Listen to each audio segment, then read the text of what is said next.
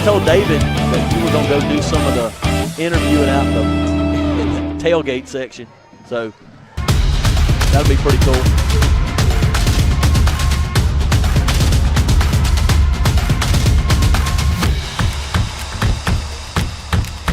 Well, if the game gets out of hand, you got to come up with something.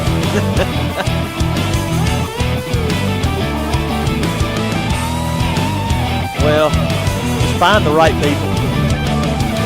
Find church members.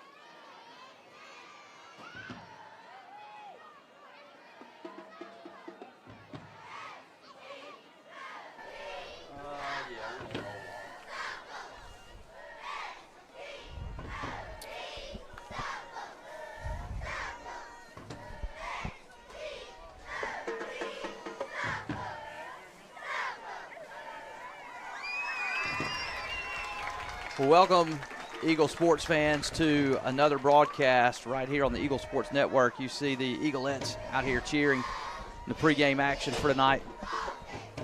Appreciate all the parents bringing out the next wave of Eagle fans and cheerleaders. Hopefully there's going to be a lot to cheer about over the course of this night, just like these Eagleettes are cheering right now. My name is Sam Taylor, alongside my co-host for the night, Scott Higdon. Our regular ESN color commentator is going to be out on the field. Ryan Keith running a camera tonight, but we have been waiting for about 9 months for another season of Eagle football, and we're excited that it's finally here tonight. That's right, and 9 months and 2 years to get this rivalry back going, which excites me, you know, as a proud Richland graduate and as a proud Florence parent. You know, this game ought to be played, and I don't know the logistics of what happened the last 2 years. None of my business, none of my concern, but happy that these two teams play. I think they ought to play in everything, and you know, And so hopefully this is a start of a long run where these two teams can play every year. It's really exciting for both communities. Yeah, you know, Florence and Richland have played a lot of games. They go back a long, long way. We've got a little bit of information we'll share with you as the night goes on about the history between these two teams, but just separated by, 10 miles up and down Highway 49, probably not even, maybe just 10 minutes, depending on how many red lights you hit. That's right. And so we hope it'll be a great night for all of our Florence Eagle sports fans, and then our friends from Richland as well. A friendly rivalry. Scott mentioned he's a Richland graduate. You'll see hear lots of those around tonight. A decent crowd turned out on the opposing side over there, but the fans for Florence have turned out. It is a full house so far early tonight. Probably a lot of Eagleette parents here as well. That's right. Look, Florence, one of the things about Florence is you can guarantee that the people are going to show up and watch these Eagles play. We came up here Tuesday night and watched the 8th grade game. It looked like a high school game somewhere else. I mean, folks come out and support their kids, and that's one of the things that makes me proud to be a Florence parent, and that the way that we support our kids in all sports. Yeah, that's what makes it special is the community support that we receive here at Florence. And so thankful for all those part of the community who do come out and support Florence High School football and all of the sports and other extracurricular programs and activities. It makes a huge difference, and you see that on Friday nights. Yep, here they go again.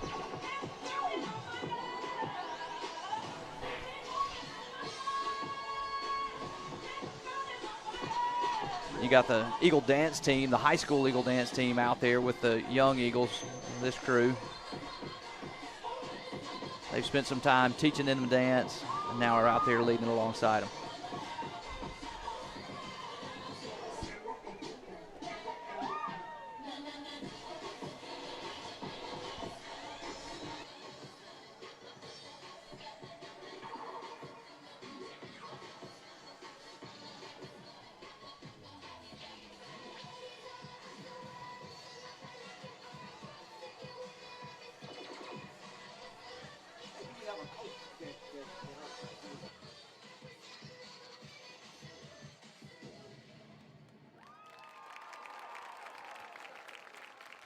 Let's give it up for all the junior Eagles. Give a big round of applause, ladies and gentlemen.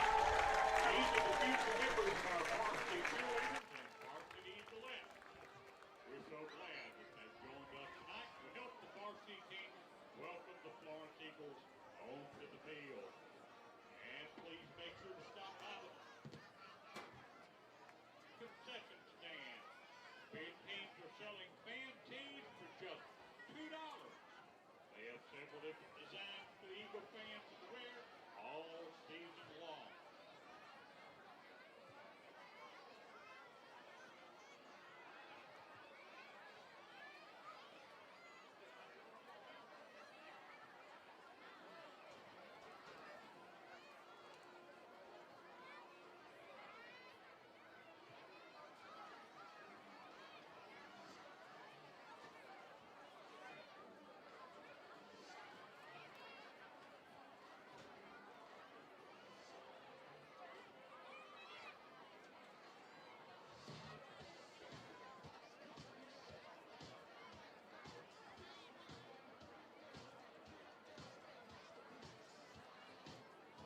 Is your AC system dead or alive? Contact Southern Air Service today.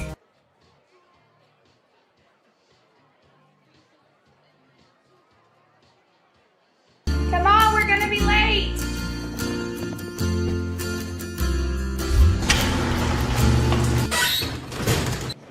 No school. No. When your garage door breaks, you don't just need fast, you need super fast. Call today and we'll send a certified garage technician to your home. Quality repairs done so fast, it's like nothing ever happened. They're not fast, they're super fast. Call today and we're on the way. Got a nasty crawl space, musty odors, sagging floors? Hi, I'm Josh Quick from Mid-South Crawl Space Solutions. I started this business to help homeowners solve their crawl space problems for good with patented products and proven solutions. We're your #1 choice for crawl space waterproofing, foundation repair, buckling floors, and concrete lifting and leveling. In short, we do all things crawl spacing. Call Mid-South Crawl Space Solutions today.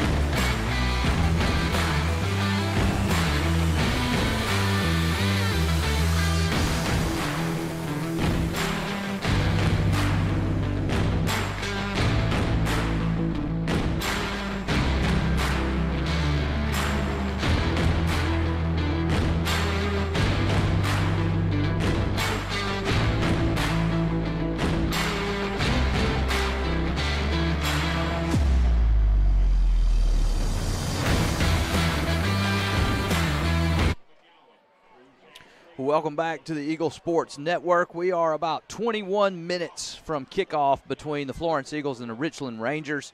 It's been a great first night of the high school football season. Our Eagleettes have gotten the cheering started early for the home fans, and you don't get many fall Friday nights in this early season with this kind of weather, Scott. No, you don't.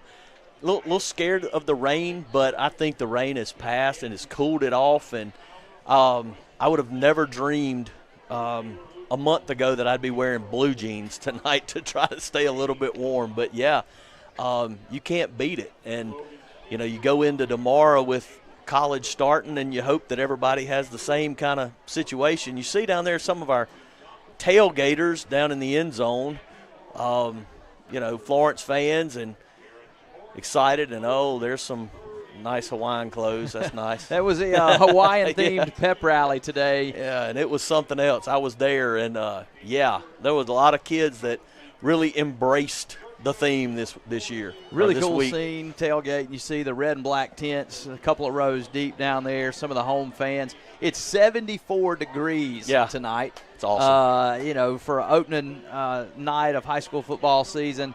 It's overcast, has been all day.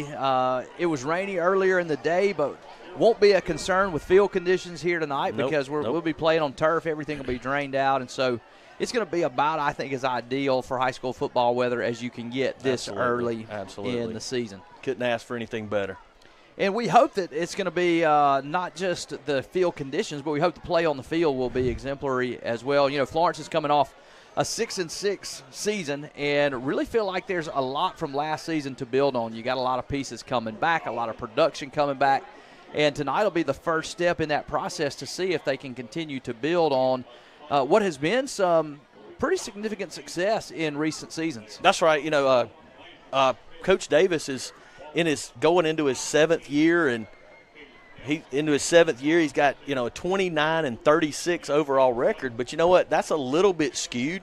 If you look at his first 3 years, he went 8-23 the first 3 years, and now he's took him a while to get started. Yeah, now he's looking for his fourth straight winning season. Even though it was 6-6 last year, that last loss was in the playoffs, and so you had a winning regular season.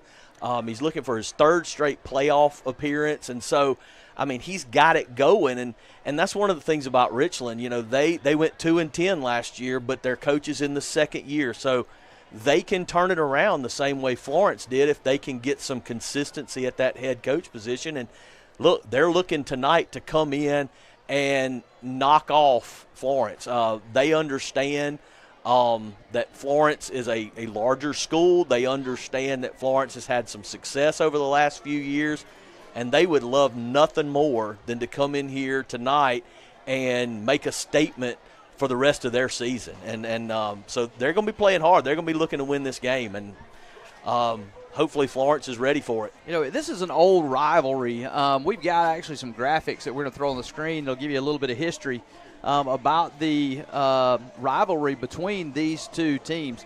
The rivalry goes all the way back, I think it says, to 1983. Yep. And that's a lot of years that these two teams have been playing. I was actually at the first game that Richland and Florence played. They played it here, and Florence won that game 50-14.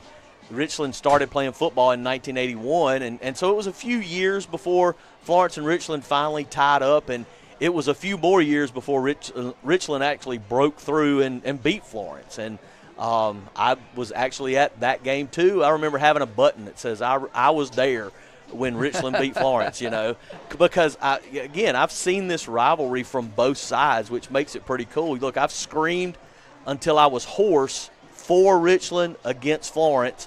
I've also screamed till I was hoarse for Florence against Richland. So it's really odd, but it's cool because you have so many people that went to school at Richland and now live in Florence, and you have some people that went to school at Florence and now live in Richland. And so that's what I think makes this rivalry really cool, because, you know, unlike college rivalries, you can switch sides on this one. And then when you have grandkids, you can go back and forth. I mean, it's just, and the it's very unique. Are so connected and intertwined. I mean, not only just because of the proximity, being right down Highway 49, just a few miles from one another, but predominantly while you may go to a different school, you still run in the same circles. You eat at the same restaurants, you shop at the same stores, and so and a lot of times you go to the same church. Go to the same church. You're going to see a lot of these people out, and so that makes it an interesting rivalry and a fun rivalry. And a rivalry you want to win really bad. Because you want to be on the right side. Definitely, you know, and talking about coming back into this year, one of the cool things about Florence is the quarterback for Florence. His dad actually played football at Richland, one of the best players to ever play at Richland. Went and played college and won a national championship at Delta State. Now here he is on the sideline with his son, as his oldest son is the quarterback and his next oldest son as the backup. So and a slew of other ones in the wings coming up. Right, and then they got a cheerleader coming up last. So they coming along. You know, it's interesting, Richland and Florence. We talked a little about the rivalry. Even though it's been a highly contested rivalry, it hasn't necessarily been a close rivalry. I think we have some graphics. I was told we have some graphics that we're going to put on the screen. I'm saying graphics over and over, so whoever's in the trailer will hear me say it and hopefully put the graphics on the screen. But it's kind of been lopsided, really. Florence is leading this series 25-12, and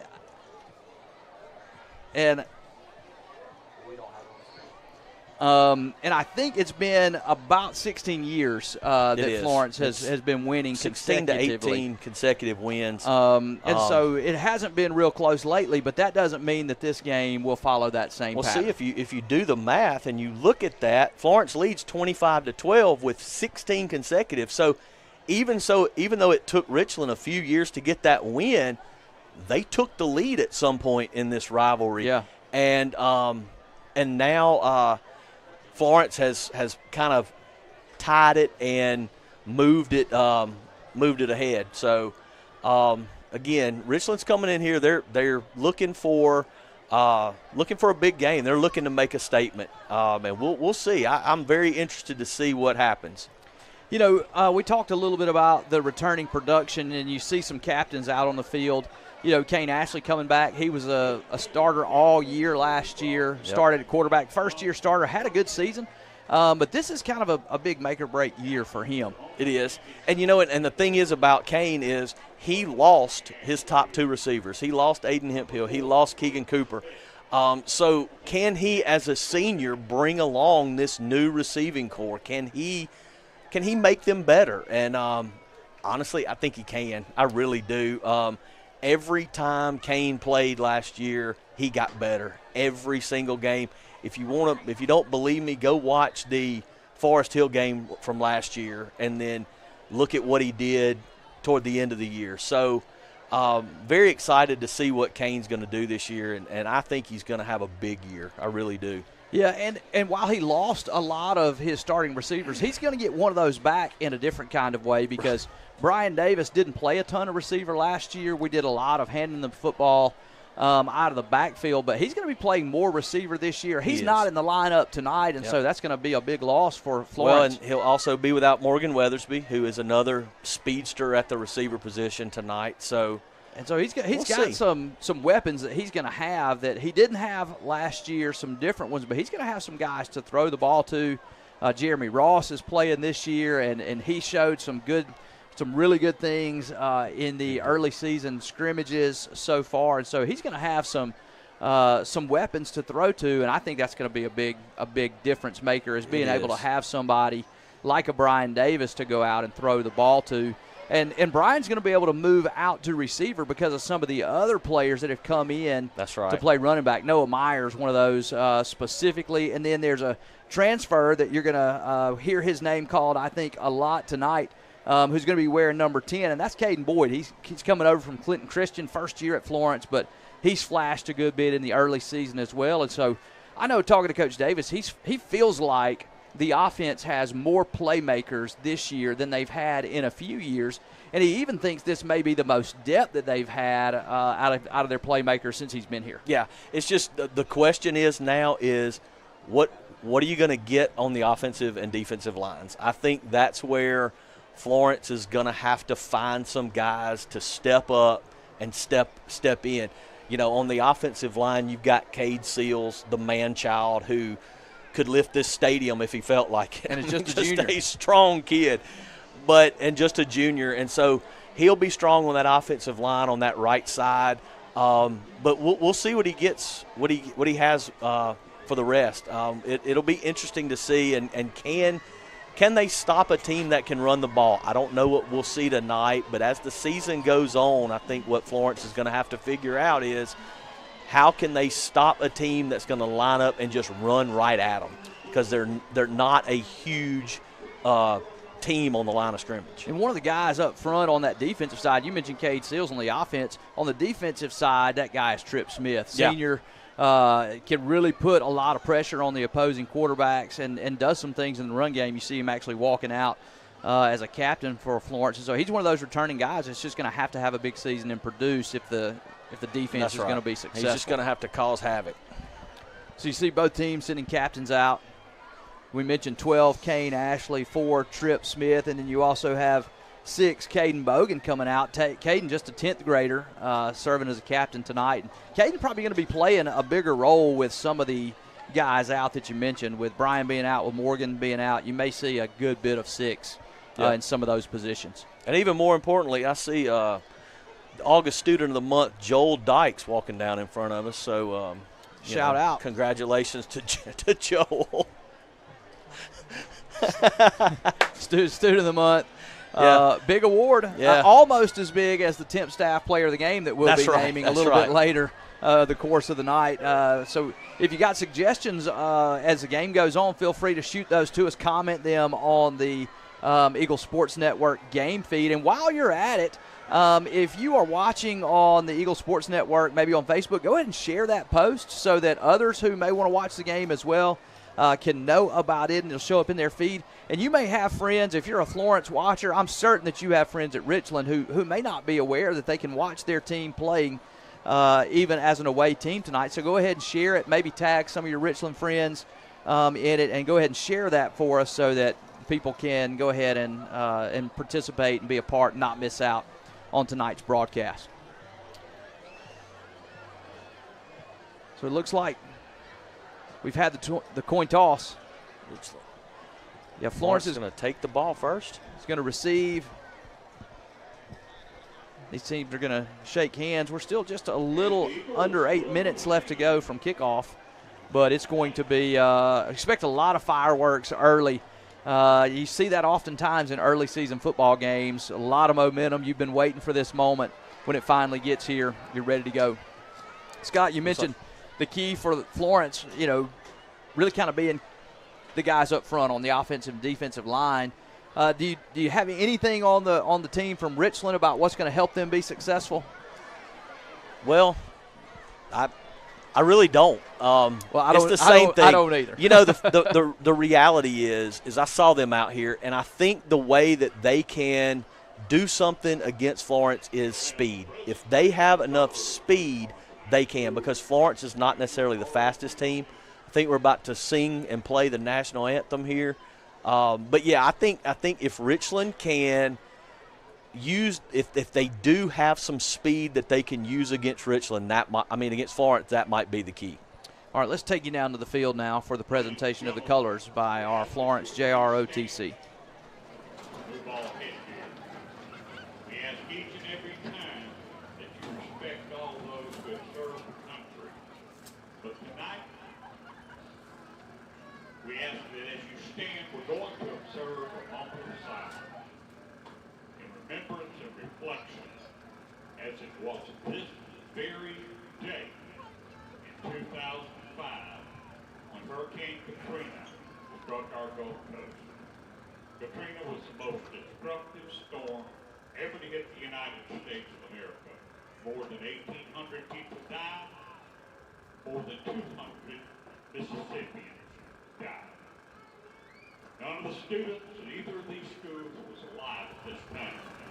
But for those of us that were, this storm changed the lives of us.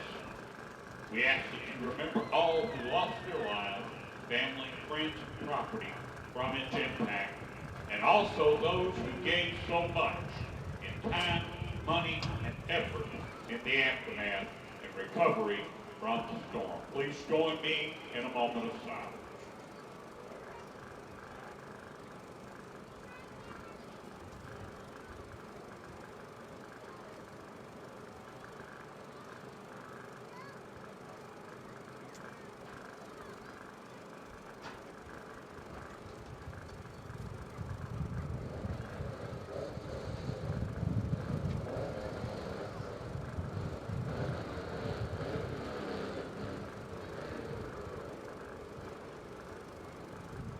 Now the Florence High School Choir will perform the national anthem.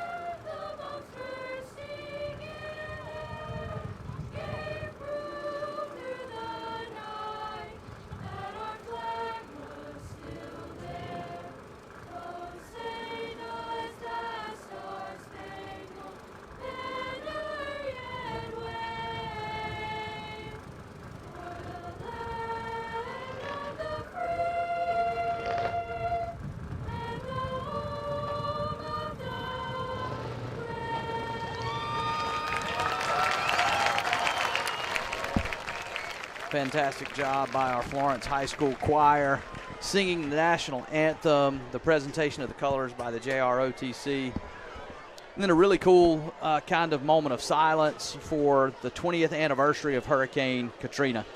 You see the Eagles are just about ready to come on the field. Richland's also gathered up in their end zone, and it is almost time for the return of high school football. We mentioned the weather forecast, perfect night. Here comes the Richland Rangers coming out tonight in white blue pants, white tops, white helmets. Love, again, as a Richland grad, love those helmets. Those things are good looking. Classics. Here come the Eagles. Here come the Eagles. They got the flag flying. Solid red tonight for the Eagles. See them coming out with some excitement.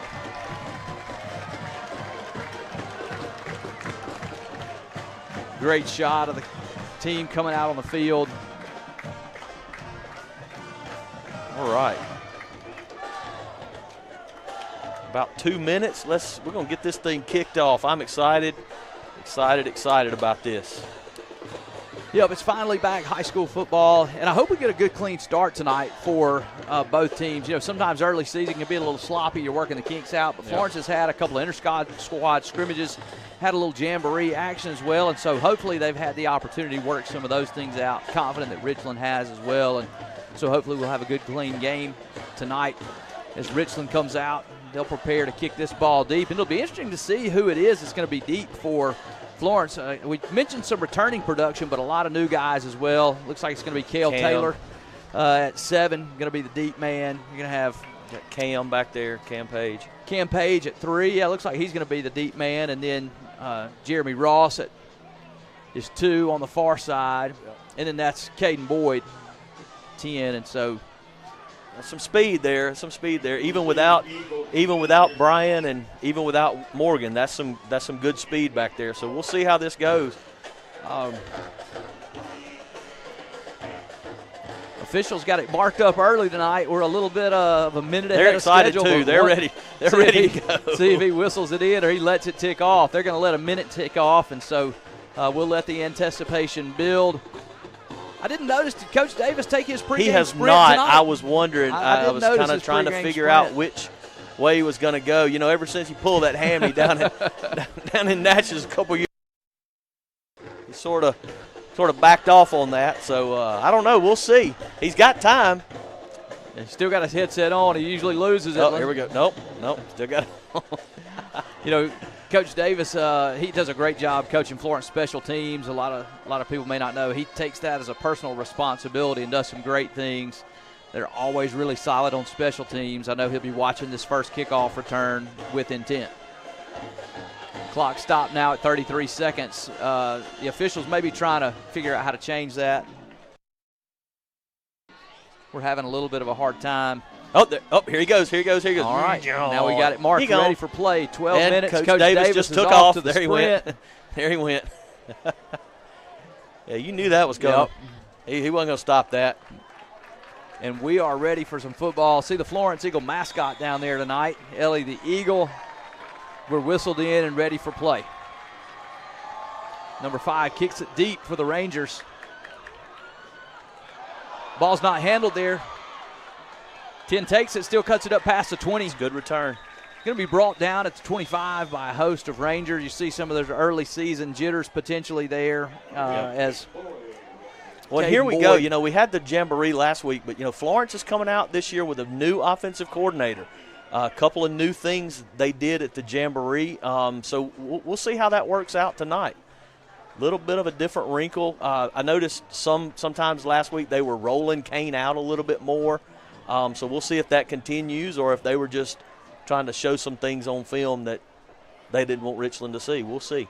Yeah, I think you're going to see a lot of 5 in the backfield tonight. That's Noah Myers. He is just really built low to the ground. Going to be a holding call on Florence. Back it up a little bit. Yeah, flag right here about the 36-yard line was covered up by the near sideline. So Florence going to start pretty deep in their own territory.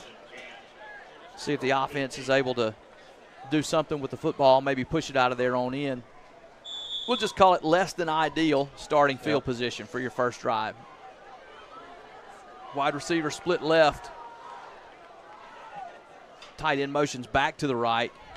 Ashley takes a snap. Not a great Gives snap. it to Myers. Big hole off the right side. He breaks a tackle. That's a good run. About going to have a gain 7 of yards. Yeah, about 7. 6-7 yards on the play. Big hole on the right side as they motioned to create an advantage on that side and then pulled a guard around and had a really good block coming through that hole.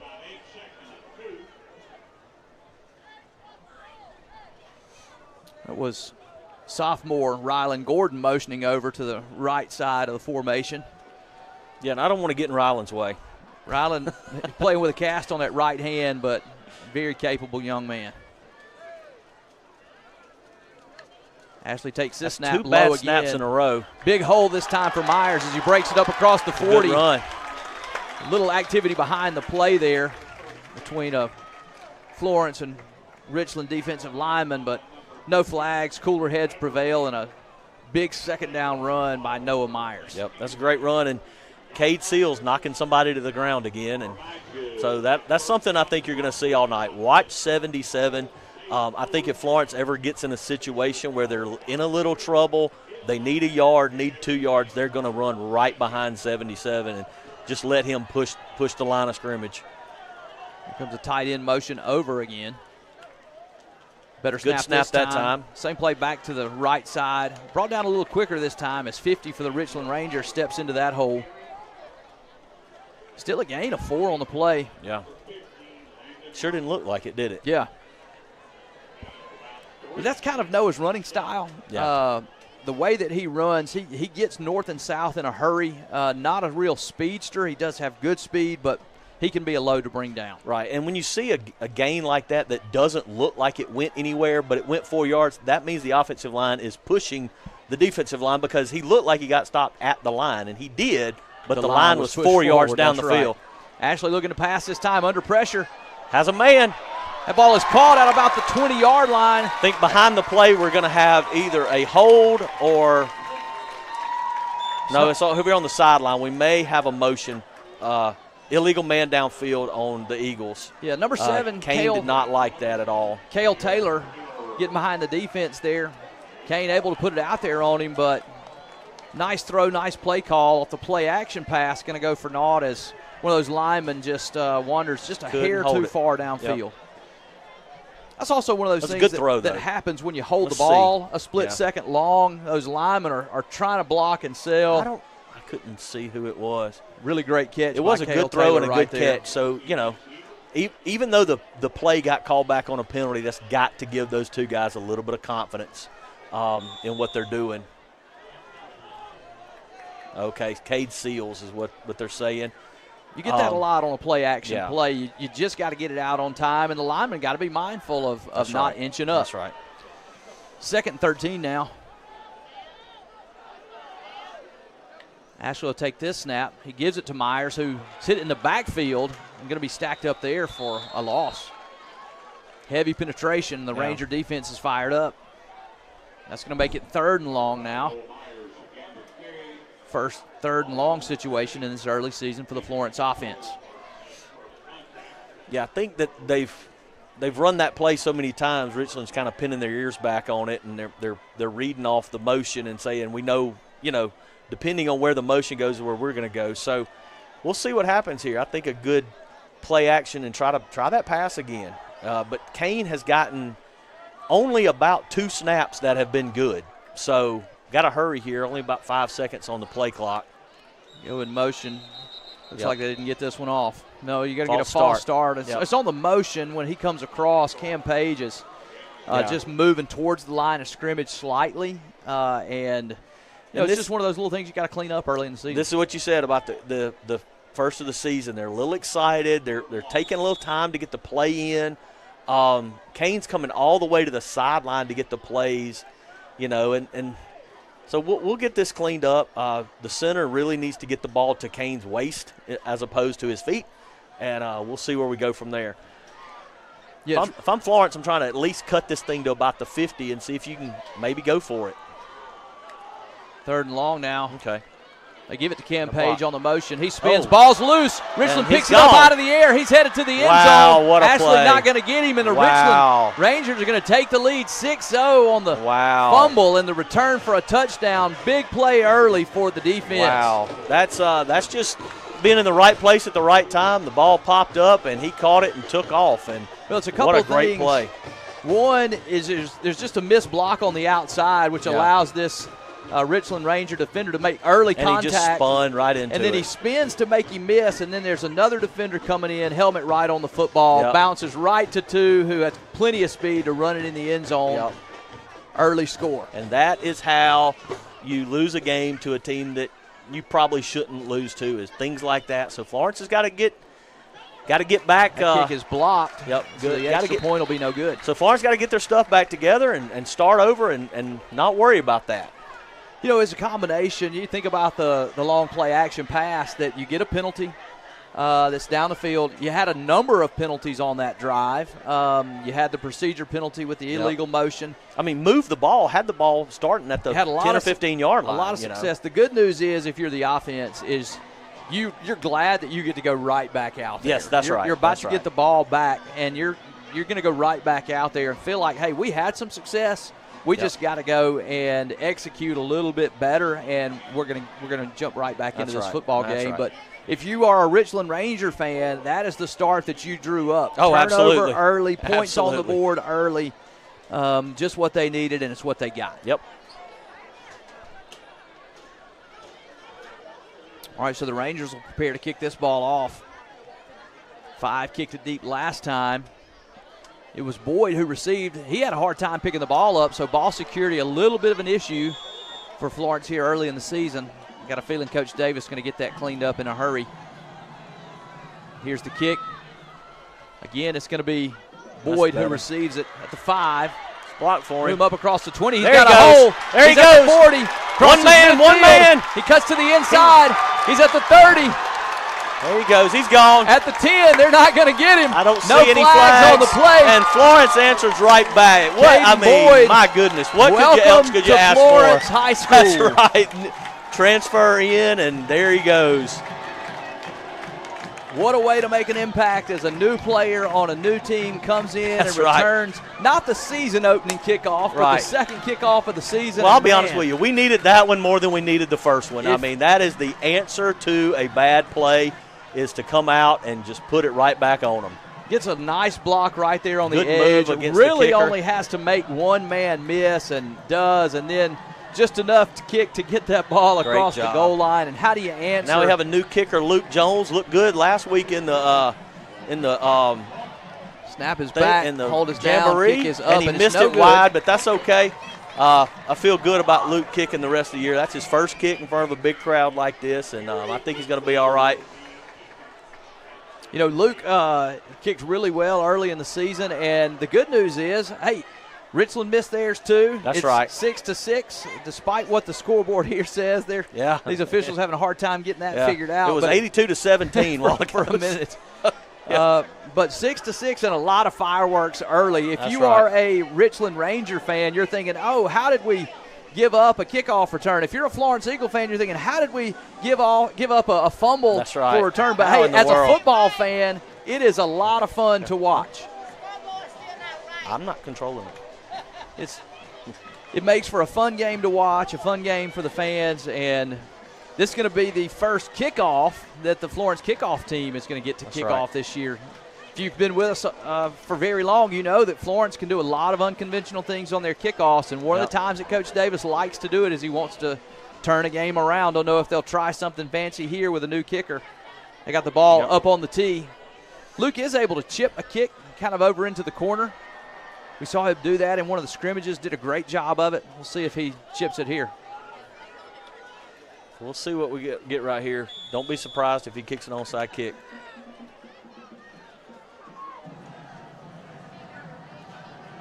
He does chip this one. Kick. That ball If it hits is the ground, received, all right. and 2 Richland Rangers players. You know, on this turf, you've got to feel that. And Richland, you know, playing on a turf field as well. Because if that ball hits, it goes, and you don't know where it's going to go. So, good job on the receiver by fielding it. They're still having trouble with that scoreboard. Yeah, two Richland players. One receives it, and the other runs right into him. The result of all that's going to be Richland ball on their 30-yard line. We're going to get our first look at the Florence defense. That's right, we mentioned finally. Trip Smith coming out. You've got some other players coming out. Jaden Houston, number 1, needs to have a big year. And we've got one sophomore out here, at least one. Number 14 is out here on this near side. Malachi Bird getting some playing time. Lawson Doss, it looks like, may also be in there. Oh, my. Boy, that a lot is of just penetration coming in the right up the backfield middle. for the defense. Goodness gracious. That's number 6, Caden Bogan. That's number yeah, 1, and Jaden Jaden Houston. Houston. Just coming right through the line. He almost took the handoff. He almost took the handoff. He tried to anticipate the snap count, and he did a great job. He just ran right through. That's a good start. Yeah, that is 19. Lawson Doss out there. So some young guys out there getting some playing time tonight for this Florence Eagle defense. See Trip Smith actually lined up on the inside this time. He comes through the middle. Good tackle again. Run right up the middle. Good tackle. That's number 3. He's still not down. Oh, here we go. That's going to be a penalty somewhere. I think it's going to be on Florence, and that's going to give Richland a first down, a cheap first down right there. Cam Page. He was pointing towards Florence. I'm not really sure.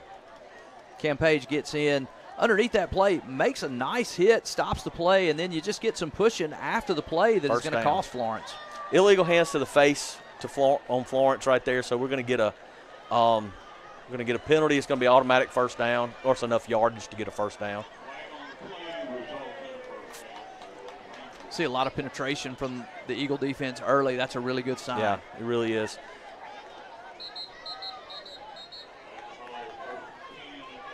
Referees can't decide how to count to 15.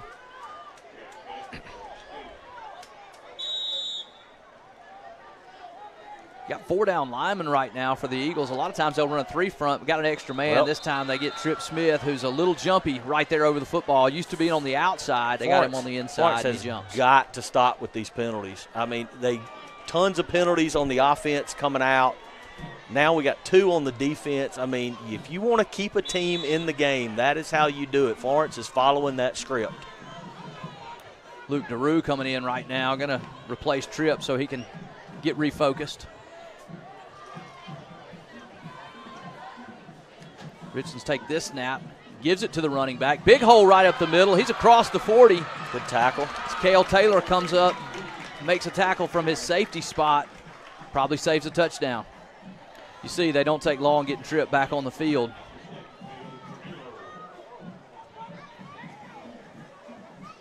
Richland Rangers got something working right now. It has been some help by the penalties, but that was a big run. Look, and if Richland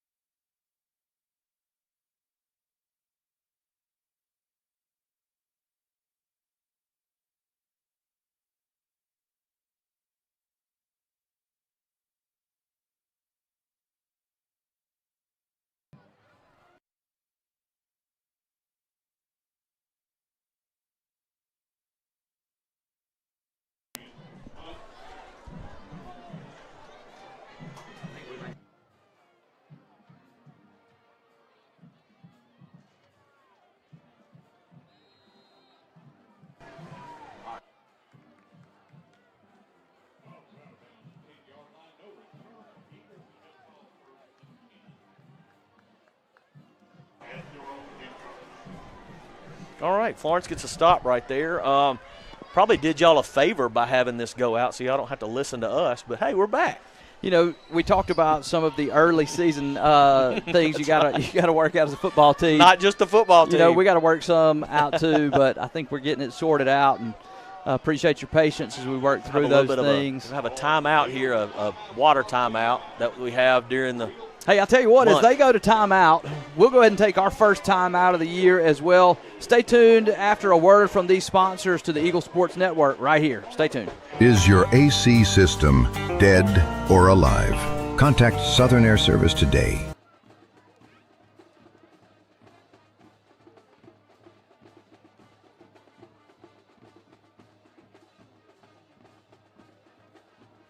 Come on, we're gonna be late.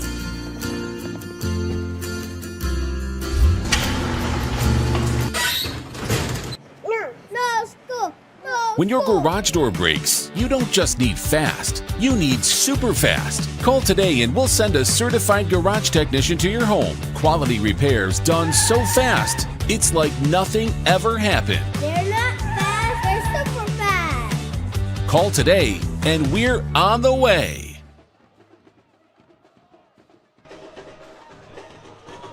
All right, welcome back to Eagle Football here on the Eagle Sports Network. Florence with the ball deep in their own end. They give this handoff to Myers. It's a good run. Going to be up about near the 4 yards. 15-yard line. The really good punt by the Richland punter to pin Florence deep. I've always wondered, you see in college and you see in high school some and pro, this pooch punt when you're down there close. I've always wondered whatever happened to the old coffin corner kick. I mean, You don't see it happen as much these And days. so that's what he did. He kicked it to the sideline. It went out of bounds at the 10-yard line. I mean, great punt. But it really does hinder the offense's ability to be creative when they are stacked up in their own end. They don't want to risk things that you shouldn't have to risk when you're deep in your own end, and so kind of forces you to try to just run it out of there. And as a defense, that's something that you want. Allows you to pin your – there's a bad Ashley snap takes again. This snap. There's more It just- penetration in the backfield that- as those bad Myers snaps, is hit behind the line. Those bad snaps are throwing off the timing of everything. We've got to get that straight. We're going to have about a 3rd and 9 right here.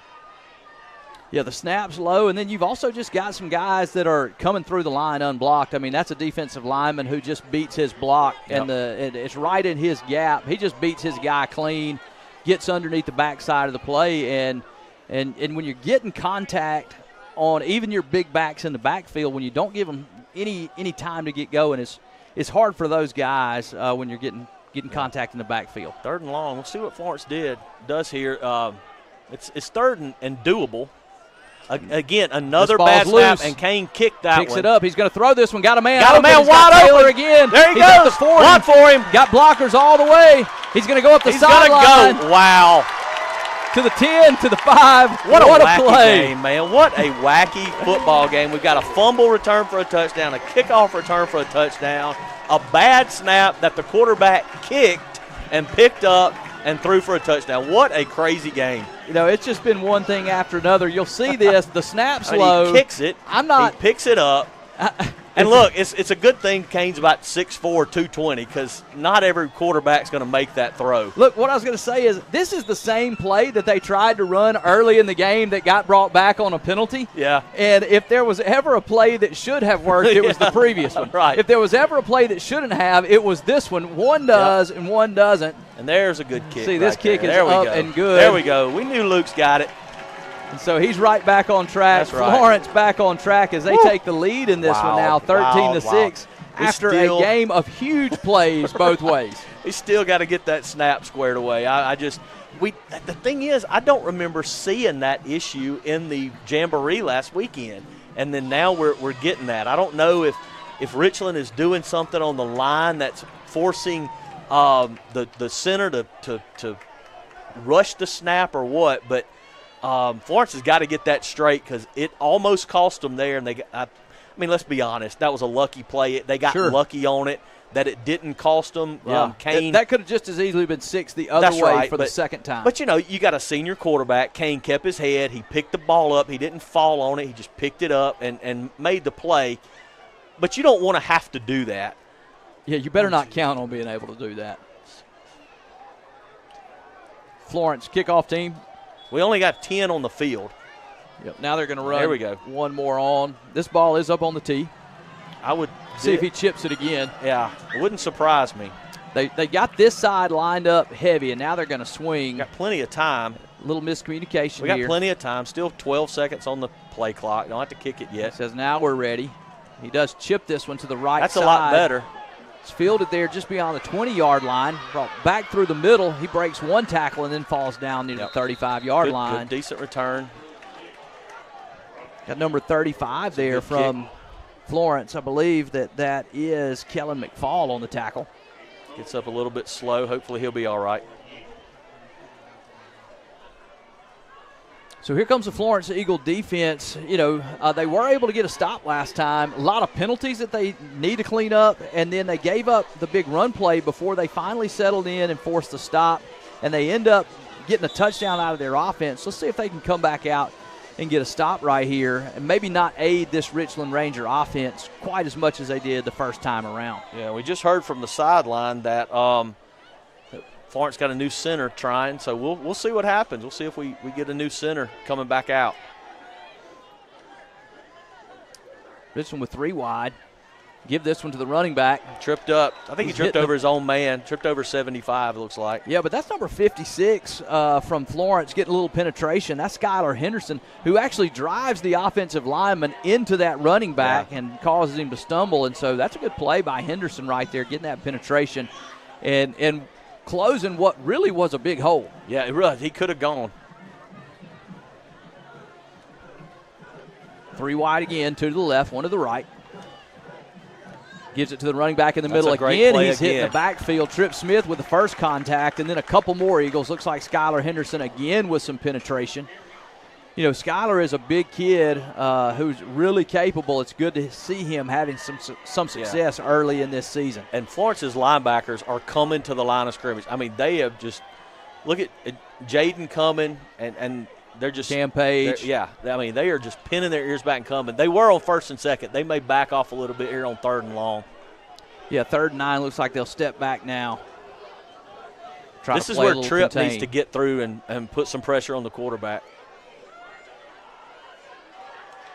Quarterback takes this snap, gives it to the running back again. Good tackle. He's going to be brought down just across the 40-yard line. That's going to bring up 4th down. Yeah, that's all you want if you're Florence. You'll give up those 4 or 5 yards to force a punt. You know, I know we think this is the biggest game in town, but there's one going on in Rankin County, a state championship rematch, and I just got a thing saying that Brandon is ahead of Tupelo 7-0 in the first quarter. So yeah, that's going to be a good one. I bet that's a wild one up there too. Looks like Cam Page deep to receive this punt from the Rangers. This one's whistled dead. The punter again, he's trying to angle that to the sidelines, and he had done it twice in a row. That was not quite as deep, but we don't need that to be on Florence, because if that's on Florence, that's going to be a 1st down. I thought that there may have been an offside. It's the back judge back here by Cam. Oh, they're calling it off. Okay. They're just waving it off. Okay. Yeah, this is one of those situations where if you're Florence, don't try to be too fancy on the line of scrimmage here. Don't try to block the punt. Just let them kick it, take the ball, because you don't want to jump off sides. You don't want to give them anything free. Florence has got to cut that penalty stuff out. Yeah, Florence looking for a fake right here. They bring Cam Page up late. The snap is high. He is going to punt it. Yeah, that's a good call. Just let it go. They're going to let this one bounce. Going to get the ball. Just going to roll dead at about the 28-yard line. Good field position. And that's where the offense will have their next possession. All right, Florence does have number 75 running out to be the center. That's Ethan James. We'll see how that goes. You know, maybe just let that other center take a deep breath. Sometimes you just need to take a deep breath and see what happens. Well, Florence has tried some different players at center this year.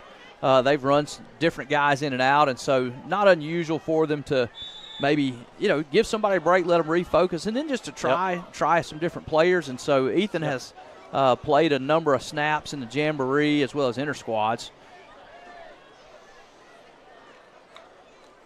Ashley takes this snap, looking to pass. He throws this one to the outside, trying to hit Jeremy Ross. A little high. Good coverage by number 6. Yeah, coverage is right on top of him right there. Ross wants to catch that football, but not much loss there. The throw really needs to be a little outside to make sure it's a safe throw. And even the first down pass maybe loosen up a little room because this Florence offensive line was struggling. Yeah, they were. But slow down the Richland defensive front. But when you put Ethan out there, you get a little more size. I mean, he's a large kid. He's a healthy kid. It adds. Tight end goes in motion to the left side. Now they give it back to the motion man across the right. Good hole. He's around the 40 off the right side. He's going to be brought down across the 45. That's Caden. That's Caden Boyd, again, who returned the kickoff for a touchdown earlier in this quarter. He's been effective so far for the Eagle offense. He's got some good speed. He looks like he sees the hole well. I mean, he saw the hole. He went into it, followed his block. You are seeing the Eagle rushing attack having a little more success along the edge than right in the center. Yep. Cam Page goes in motion. Another they give this snap. one to Myers. And Back there he across. goes. Good There he hole off goes. the right side across midfield to the 40. Good run. Broken down there at the 30-yard line, but a really nice play. Just a little trap. Florence looks like they're starting to impose their will a little bit. Number 44 here for Richland's wanting out of the game. They're replacing a lineman here. So Florence is starting to push that line of scrimmage a little bit more than they were early in the game. Looks like they're going to let the quarter run out here. And, man, what an exciting first quarter it was. It was only one quarter? Wow. Fireworks everywhere. As they take a quarter break, we will too. Stay tuned to more Eagle Sports Network after a word from our sponsors.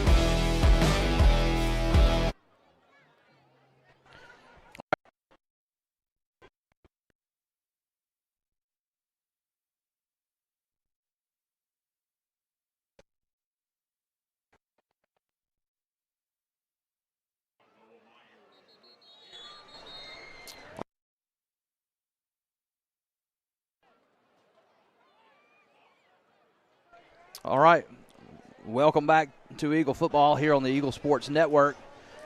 Noah Myers with the carry for the offense as it's going to be second and about 10 yards. Start of this second quarter, the Eagles up 13-6 after what was an explosive first quarter of football. Eagle offense now on the move. Some big early runs from Noah Myers out of the backfield. Has him deep in Ranger territory. Ashley looking to pass this one. Now rolls to his right. Heavy pressure. Breaks a tackle and then gets hit by three more. And somebody missed a block. We talked about the struggle up front, just getting a lot of penetration at times from I think that was that just offensive line. I think that was just a miss on that end because the play action did not stop the rush at all. So third and long. You catch it on the replay here. You see just somebody missed number two and number two kind of pushed it, and Noah picked him up, but it was too late by then. He pushed him right into the pressure. Third and about 15 now for the Eagle offense. If you can get about half here, you're probably in go territory. Yeah. and you may be either way. Ashley looking to pass, throws this one. He's got what a throw. Touchdown. right over the middle, and nice. that is 6 points on a beautiful No throwing flags, catch from no Kane flags. Ashley and Jeremy Ross. Just right over Great the middle. throw. Ashley hits him with a dart in stride, and he walks into the end zone. See the replay right here. Kane just steps up. I mean, again, big quarterback. He can see, and there he was. This is And just a the beautiful safety just pass. missed him. And that's a hard play to make as a safety when that ball's thrown on a rope. You think Yeah. you're breaking on it. It gets there before you do, and there's nothing you can do. That's right. Luke Jones now. Snap is down. There we go. Kick is up, and it is good. And so that will extend the lead for the Florence Eagles now, 20-6 over the Richland Rangers. We've got our sideline reporter available, Ryan Keith, on the sideline.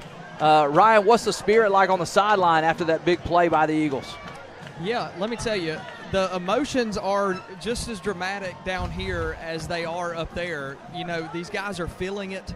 The emotions are high, and when you got centers rolling the ball and getting subbed, you got penalties and missed blocking assignments and all the things that come with week one, but the vibes are high. Florence got a couple big plays and showing that they can get the ball down the field here early. So a lot to like from down here. Communication's good, spirits are high. So Eagles up and the sideline's up as well. So back to you guys. Oh, my God. All right, so here we go. Florence getting ready to kick this ball off.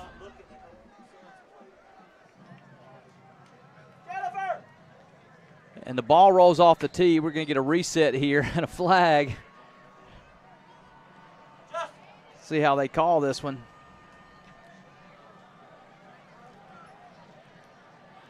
Yeah, the ball rolls off, and now he kicks and it's not whistled in. They pick the flag up. Now they whistle it dead. Just a lot of confusion on the field as you got a little inexperience maybe from the players and from the umpires going on right here. So they're going to reset this thing, I think. Might take a deep breath. The ball rolled off the tee. Luke goes to reset it, puts it back on. The penalty flag flies.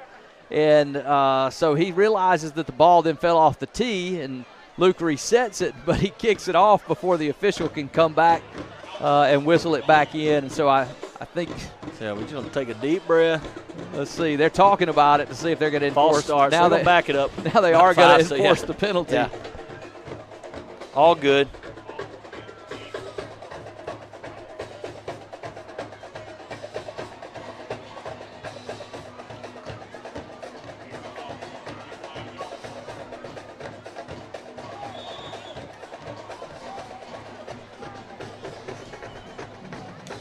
Coach Davis is kind of communicating with his kickoff team, trying to make sure they understand what he wants them to do. They flip sides here. Got to say, proud uncle moment. I got my nephew on the field getting his first playing time of the year. So hopefully he gets down there and makes a play. He's ready. Look at him. Oh, here we go. What another flag. We're going to delay a game Not sure here. if we got this one off in time. Coach Davis is going to talk to him about not having a play clock after that penalty called in the reset. He's going to, yeah. Okay. Right, so they're still going to call it. But He's going to lose this argument this time. Coach Davis really sharp on the rules. So they're not whistling it back in. So Luke ought to just get up there and kick it. Make them stop him at this point. I mean, and that was the issue gracious. when they dropped the flag the first time. Lick just kicked kick it before he whistled it in. There you go. And they still did it again. The ball wasn't whistled ready for play, and now he's going to whistle it dead again. They didn't whistle it in and the next time. And that's what Coach Davis said. He said, They're that's not what I ready. just told you. He said, I just told you that's what the problem was. The referees so he wants his penalty back. The referees are not ready. You can see Coach Davis right here at the bottom. The side judge is telling him, hey, you're right, but I can't do anything about it. Because the guy who is over the football is failing to do his responsibility to clearly whistle the ball ready for play. And he's now going to talk to the White Hat saying, I'm not sure what to do here. And they're all going to talk about it and make sure they get it sorted out, that you've got to whistle the ball ready for play. and then you can't have a penalty on a team that's waiting for you to whistle the That's ball right, ready right. for play. Right. And he's telling Luke, wait for me to whistle, but he didn't whistle a while ago and then he got a let the penalty play clock called go on down all the way to nothing. So, I mean, so he needs to blow the whistle right now. Blow the whistle. Now the ball is whistled, ready now for play. We're ready. Here we go. We're going to get a kickoff on this one. You sure? Are you now sure? that it's 10 yards farther Are you back sure? than it was going to be, but here we go. He chips this one across to the left side. 3 receives it there just beyond the 30-yard line. Good play. Hit back to the Good middle, play. and he is hit there by Good defense. number 1, Hey, Jaden all right. Houston. We're kind number of talking 3, a Cam little bit. Page. So They let him hear about it on the sidelines, Yep. but really good coverage really good. by that Eagle kicking unit. And a nice job by Luke Jones. He goes ahead and gets that ball, even just on a chipped kick, all the way down. And Richland is not going to get great field position out of it, considering the penalties that were enforced. That's a really good kick. And you know, that the Richland guy, I don't know that I wouldn't let that go out of bounds, but it's a risky move. Yeah, to field a ball right there is risky. Now, the other risk is if he doesn't field it, it doesn't go out of bounds, the ball's live. Well, and on this turf, it can go anywhere. And it can. So I'm sure that his coaches are saying, hey, unless it is 100% out of bounds, go ahead and field it and step out. Don't risk that ball being recovered. I think this defensive possession is going to be very interesting. Florence has got a little bit of pep in their step now that they didn't have earlier. It'll be real interesting to see the crowd. After that craziness on the kick, the crowd got a little fired up, and we'll see how this goes. I think Florence is about to maybe get their stuff straight. All right, we got a timeout on the field here as they take one. We will as well. Stay tuned for more Eagle Sports right here on the Eagle Sports Network. Is your AC system dead or alive? Contact Southern Air Service today.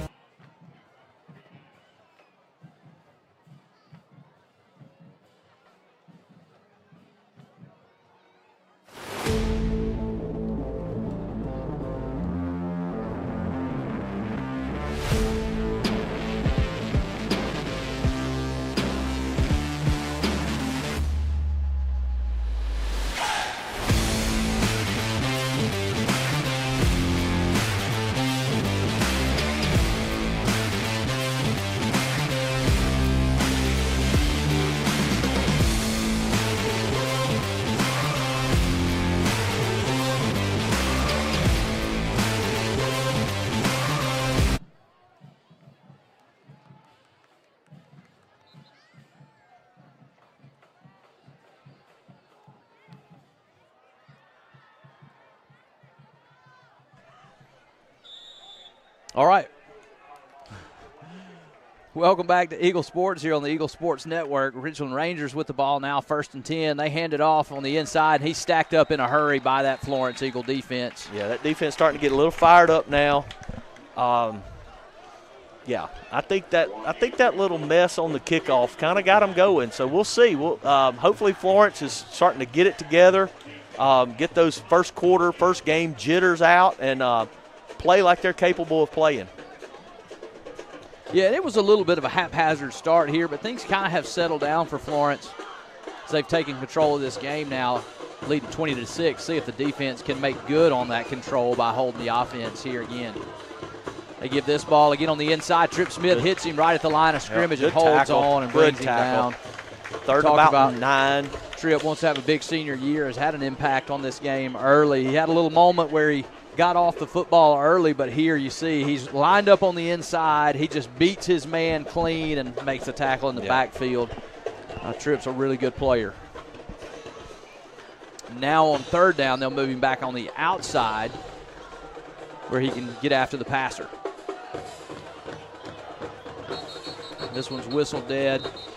It's going to be a false start on Richland. They're moving early here, and that'll move them back even further. I just hope that – I understand that Florence is coming hard. They're pinning their ears back to come. But on the 2nd down play, when they handed it off, our corner on this side Malachi, let his receiver go. Hopefully that Richland doesn't see a play-action pass in that. I don't know if the quarterback can throw to their comfort level or what, but here we go. We're going to find out. The pass this time. And he's going to be gonna sacked in the backfield by Cam Page. Good job. And the safety and the corners stayed with their guys. I just noticed it on the third down that he let him go, but good coverage. He didn't really have anywhere to throw it, and Cam got him.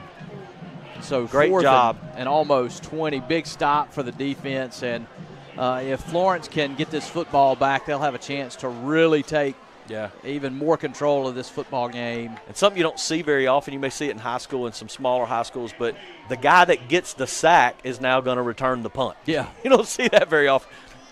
Cam so versatile, plays close to the line of scrimmage on defense, but returns kicks on offense. High snap. Eagles almost block this when he does get it off. Yep. Long roll. This is going to be a huge punt. Really it is, the but field. A really, really good, smart decision by Cam. That would have been a risky play. Very smart by letting it just go, and let's get our offense on the field. You know, that punt is going to go in the books as one of the ugliest punts, but one of the most effective. It just hit going end over end and rolled forever. And that's you can what you see get it with that almost turf. Looks like it. Yep. It could have been tipped there. Yep, that's what you get with that turf, though. That thing takes the right bounce, and it's gone. All right, so here comes the Florence offense. They coming off a drive where they just marched down the field with relative ease to put 7 points on the board. They did it with the run and the pass. After they ran it, they came back, and Kane Ashley hits his receiver, Jeremy Ross, right in the middle of the field for a big touchdown pass. Big plays, big plays, big plays. See if they can keep up their momentum. Haven't had any short touchdowns yet tonight.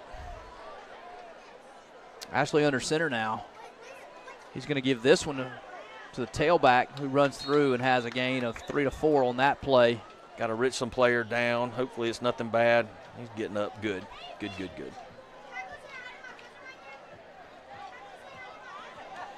You see Florence do something they like to do when they feel like they've got a defense on the ropes. They'll get back in that I formation and play a little old-fashioned football, and you see that's what they've gone to this drive. They're back in the I formation, and they're going to see if they can impose their will a little bit right here. First man through. Oh, he tripped. Got tripped up. He thought he had a hole. He tripped over his own man there. 3rd and about 5. I think this is the official. Going to be a timeout on the field for Richland. Timeout. While they take a timeout, let's take one as well. Stay tuned for more Eagle football when we return right here on the Eagle Sports Network.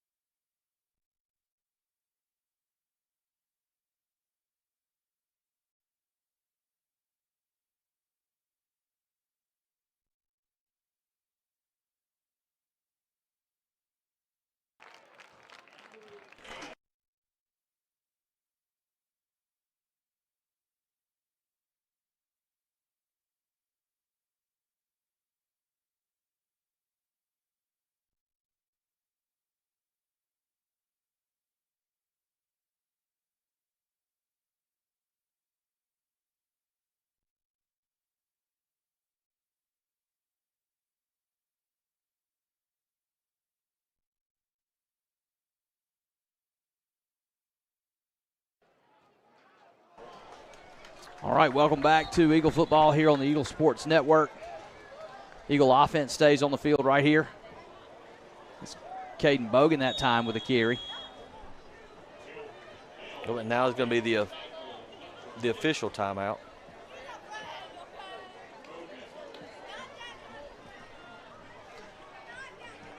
Yeah, so as they go to a timeout right here, we'll give you a little game recap. It is 20-6 in favor of the Eagles. Just a wild first quarter. The first drive of the game, Florence drops back and throws runs a little pass to the right, and runs a run to the right, and the running back or the wing back who has a football gets hit. Ball flies in the air. Richland defender catches it out of the air and returns it for the first score of the game.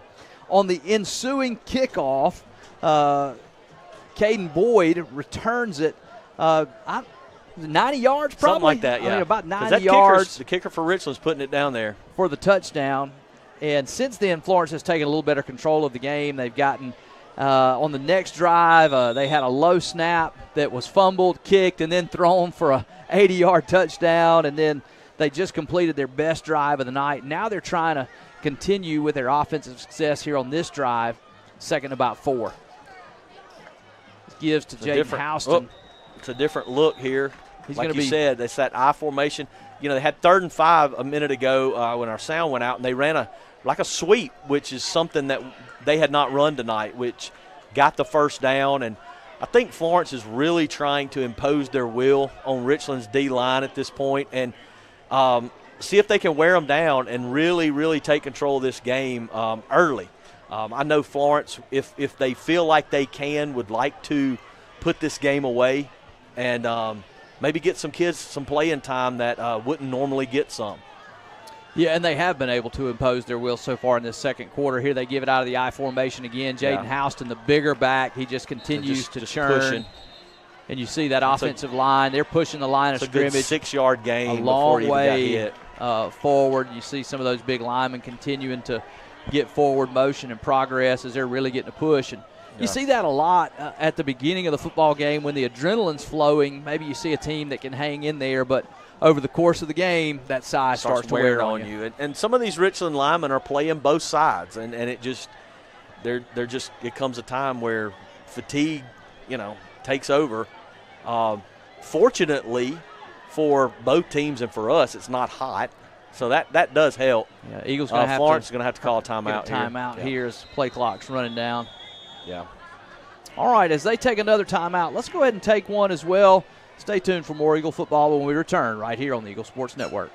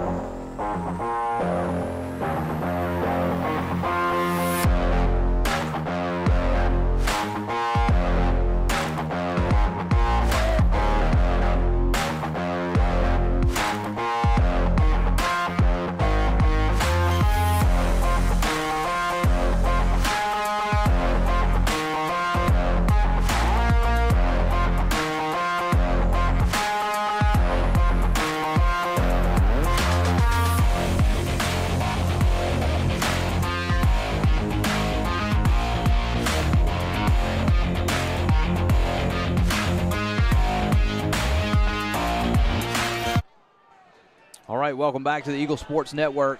Eagles now on 2nd and 5, driving into the Ranger territory. Back in the I formation. Here's a little throw out to the left side to Cam Page. He breaks one tackle, now breaks another, still on his feet at about the 35-yard line. It's a good tackle, way to hang on to the ball. Earlier Cam was the one that fumbled, and as a great job by him hanging on to the ball there, getting him the ball. That's important. When he fumbles, you want to put him right back out there, get him another shot at it. Get his confidence back going. So I like that little easy throw and first down. And, we were talking in the break that Florence, everything that they had scored so far had been from far off, and there was a little bit of a concern that they had not put together these long, sustained drives. This right here hopefully is going to be the first one of the game that'll pay off with a touchdown. So they go back to the shotgun now, spread them back out. They give it to the running back. That's Myers, makes one man miss with a nice little sidestep in the hole, and he's going to be tackled up near the 30-yard line.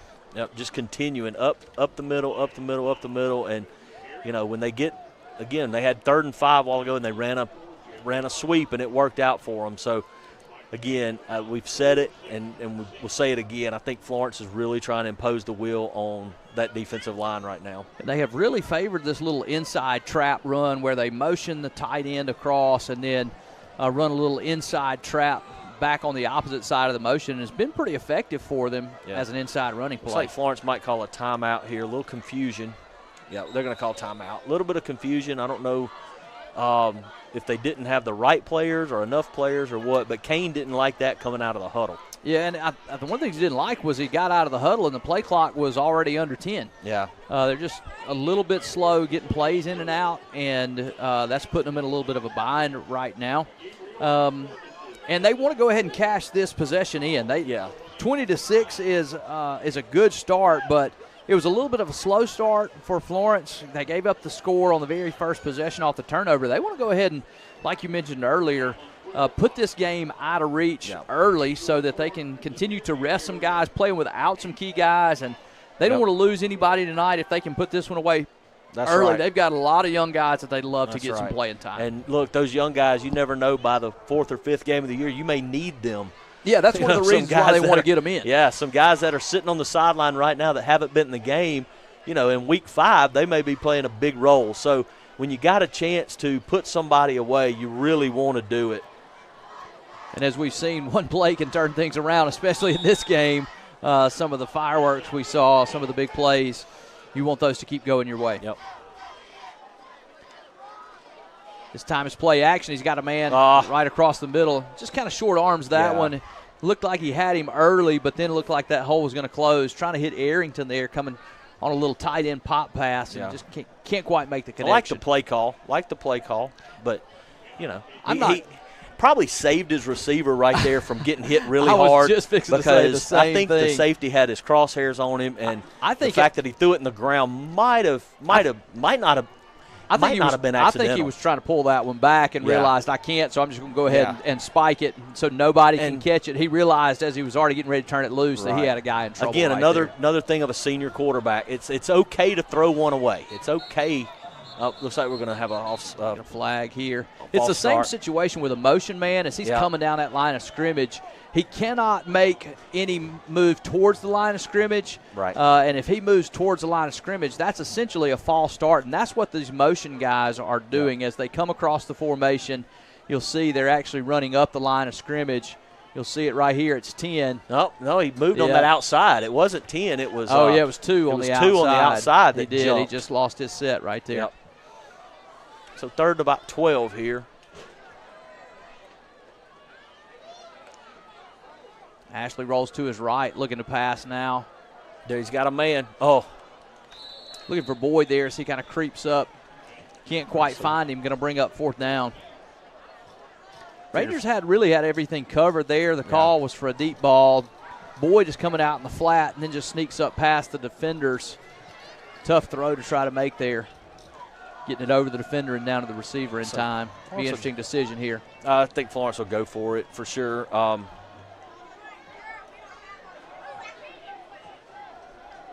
I think here if you can keep Kane in the pocket and get him, let him get his feet set, he can find somebody that's open and hopefully get the first down here. Cale Taylor checks in on the outside. Ashley fields his ball. He's going to throw it deep to Wide Taylor, open. who's got him straight up the sideline. That ball is caught. He's knocked out of bounds near the 5-yard line. Great throw and catch by Ashley and Cale Taylor. They've been a big combination here early in this football game. Yep.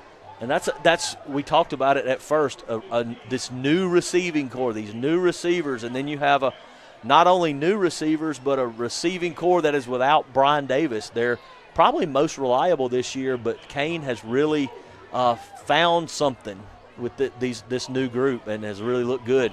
That was a really good throw right there. Puts it to the outside where only his guy can get it. Really doesn't give the DB any time to break on it.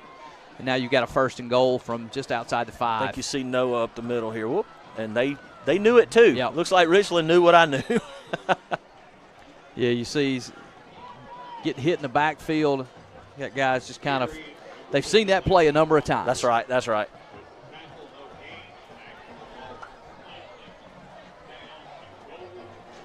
After that loss on the play, it's going to be 2nd and goal from looks like about the 9-yard line, so loss of 3 or 4 there. Clock winds down, just under 3 minutes left to go in this first half.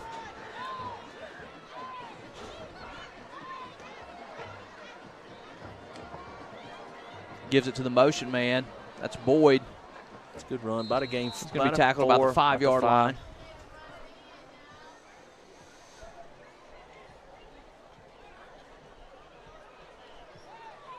Florence content to let this clock wind here. Not in a big hurry. You got to think it's 4-down territory for Florence, too, so you might see another run before you see a pass. I think so. I think you're thinking, let's get 3 or 4 here and then, guaranteed and then finish it off. Go for it. Give it to Boyd again.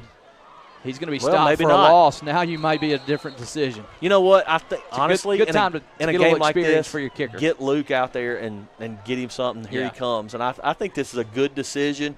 You may get a game later on where Luke needs to make this to win the game, and so he'll be more comfortable. I think your instinct initially was right. If it's 4th and goal from the 2 right there, I think they're probably going for it. But once he's tackled for a loss right there, I think this is an easy decision to make and a good opportunity for Luke Jones to come in and get some experience and push one through the uprights. Got plenty of leg to get it there for sure. Comes a snap, hold us down. Good kick. Kick is up, and it is good. That's a big kick, Luke. Great job. Nice job by the Eagles special teams. They come out and put 3 more points on the board. They wanted 6 there, but 23-6. Right. Good drive, just a minute 21 in this first half is a good start for the Eagles. Really good drive. I mean, Florence got that ball about the 20 and drove it down to about the 5. So, again, that's one of those where we talked about they had not had these sustained drives, and it's a really good kick by Luke Jones right there. You know, he missed that first extra point, and he said, I don't want to do that anymore, and so he's done a great job. Yeah, good night for him. You see the Eagle home fans creating a lot of energy there. It was a luau today, and some people are still having a luau in the student section tonight.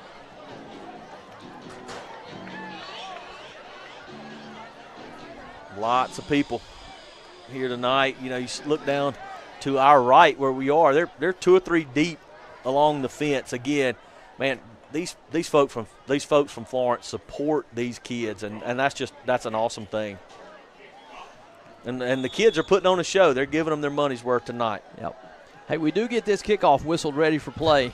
And here goes the kick. All right. He's going to kick this one high. Very uneventful. Going to be fielded at the 20. Return there. Rangers got some running room, but he's going to be tackled about the 40-yard line as Jaden Houston stacks him up.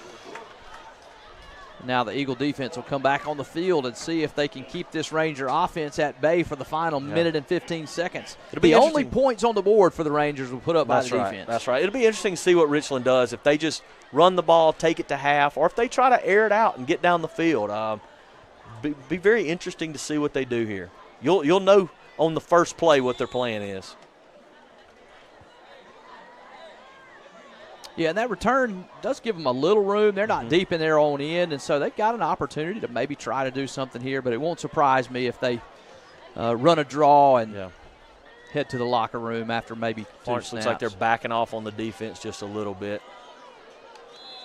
Get a little Richland motion just here. Jumped, That also might answer your question. That will probably resolve any lingering thoughts of what they may do to close out this half. But Florence looks like they're backing off. Their corners are backed off. Linebackers are back just a little bit. So, you know, Florence will give up 5 yards here, 6 yards here. Doesn't really matter as long as that clock keeps running.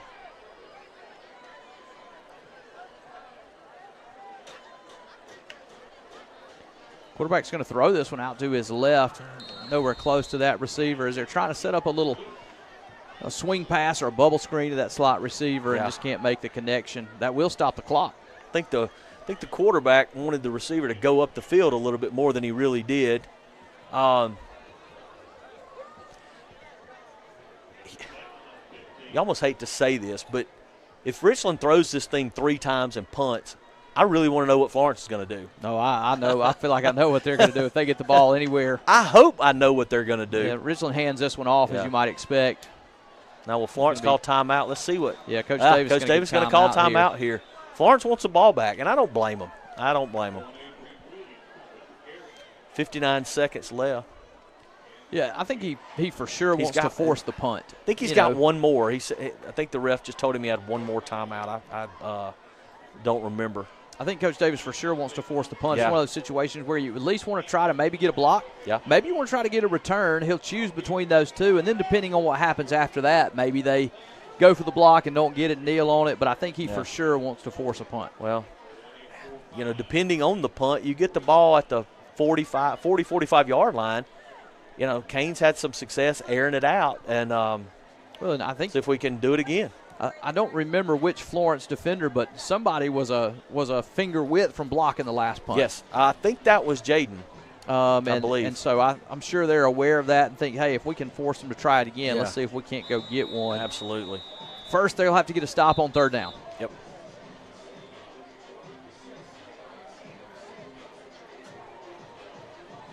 It has been a successful first half for the Eagles so far, especially on the big plays for the offense. They've been effective, but the defense has really slowed this Richland Ranger offense down as well. Richland's going to throw here. Oh, no. Pulls it down. Now he's going to run. So now you're going to get another timeout. Yep, Coach Davis is going to call a timeout right here. Well, he hasn't yet. I think he's just going to try to block the punt here. Okay. So that was the last timeout that he just called. Doesn't have one to use. So I think he's just going to try to block this thing. They are all on the line. They're going to go after this one, see if they can't get a block. Don't have a returner back. It's committing 11. Wow. Richland will have to snap it. This better be a good snap because they're coming hard. It's a high snap. Got it away. That's all Richland wanted to do. Good job by that punter. He tries to sell one late on the little light contact. The white hat says, not this time, buddy. Good catch and good kick by him. He saved his team some points right there. Yeah, the Richland kicker's shown he is calm. Yeah, he's done a made good job. Good kicks tonight. Handled the kickoffs and the punting game well. Done a good job. 7 seconds to halftime. Eagles lead 23-6. We want you to stay tuned for the halftime show right here on the Eagle Sports Network. We're going to have the Big Red Band. I think we're going to have some Eagle dance team to bring to you. And you're going to be able to watch all of it right here on the Eagle Sports Network. And so at the conclusion of this half, don't go anywhere because we're going to bring you all the halftime action. Ashley will be in the shotgun, trips left right here. Looking to throw this one. He is going to air it out deep. Looking for Taylor. This one is broken up. Good coverage back on the play. I like the call. Give it a shot. All right, and that'll bring us to the end of the first half with the Eagles leading the Richland Rangers 23-6. Scott, what do you think about the first half? Well, it started slow. It started very, very, very sloppy for the Eagles, but they took control in that second quarter. A couple of big plays. What I want to see in the second half is I want to see Florence's offensive line dominate. That's what we want to see. And we're going to see some highlights. I mean, as soon as you give up a terrible play, you get a kick return. Ryan down on the field has Coach Davis with him right now. Hey, I'm here with Coach Davis, bringing him right here to your living room. Coach, first half, first game of the season, how we feeling? We were a little rocky, but we got to get better up front. You know what I'm saying? They kind of managing and kind of handling our offensive line, but we got to go inside, make some adjustments, and come out and play Eagle football. Yeah, a couple of newcomers making some big plays. How do you feel about playmakers stepping up when playmakers are out? Yes, we got a couple of guys out, but this is the next man up. So I'm proud to see those guys stepping up. But looking at the score, 23, we left a whole lot of points out there on the board, and we want to collect them in the second half. That's right. Thank you, Coach. Thank you. Back to you guys.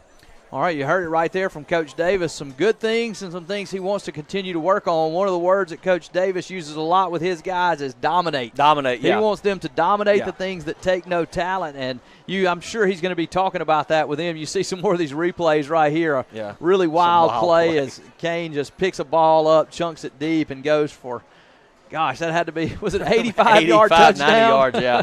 But, I mean, again, a senior quarterback that didn't lose his cool, kicked the ball, picked it up, did what he needed to do. And here's a bullet right here, just right at you, coming right at you. I'm gonna need some help on what the record for receiving yards in a game is. Cal Taylor is also having a game so far. Yeah. He's caught a couple of deep balls, and if he has a big second half, we could have something brewing here. We might. If you think he just got that 85-yarder, he had maybe a 40-yarder. I think he's well over 100 yards in the first half. Easy. Yeah, and then here's Luke stepping up, new kicker, and just kicks it like he's been doing it forever. So yeah, that's got to be a lot of confidence for him. Man, yeah. And again, like I said, it's a good call to go ahead and kick that there because he may need to make that later on in the season.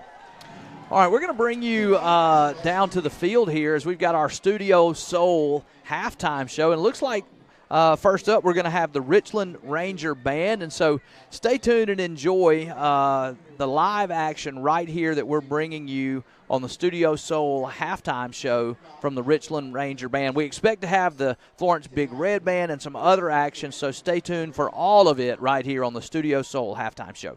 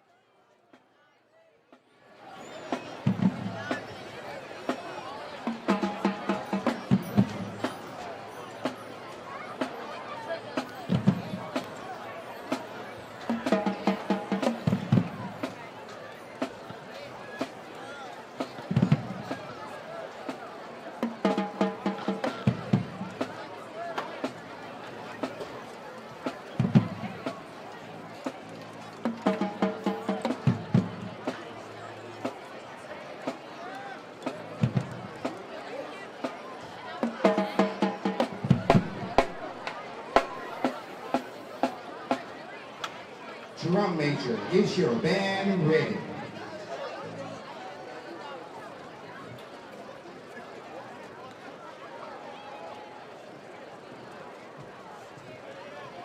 Richland High School Marching Band, you may take the field for your performance.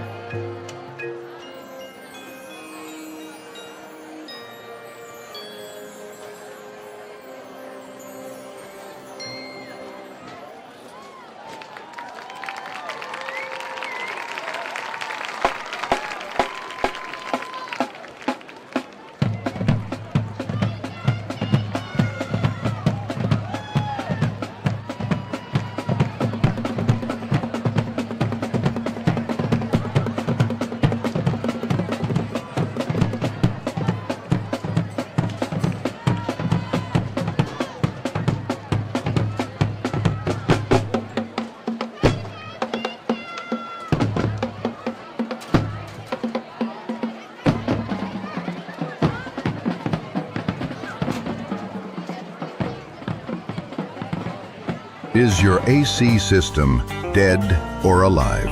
Contact Southern Air Service today. Come on, we're gonna be late.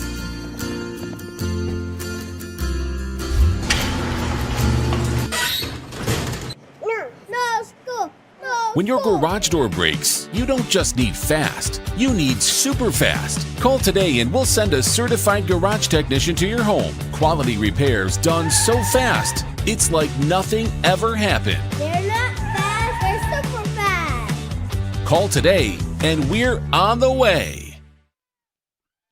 Freshman members are Kinsley Clark, Ella Elwood, Regina Guzman, Camilla Escarpa, Haley Nipper, Kinsley Pitt. Our sophomores, Marley Grant, Amy Herman, Harley Hickson, also a co-captain. Olivia Mitchell, Lily Nicholson, our junior members, Robert Moore, UVA All-American, Howard Dickerson, Haley Hall, Taylor Raymond, UVA All-American, Sammy Sebring, the UVA All-American, Harry Gates, the UVA All-American. Our seniors are Kylie Bates, UVA All-American, Lena Dunkley, UVA All-American, Ashlyn Watts, UVA All-American, and the captain of the team is a junior, Avery Martin, and the UVA All-American.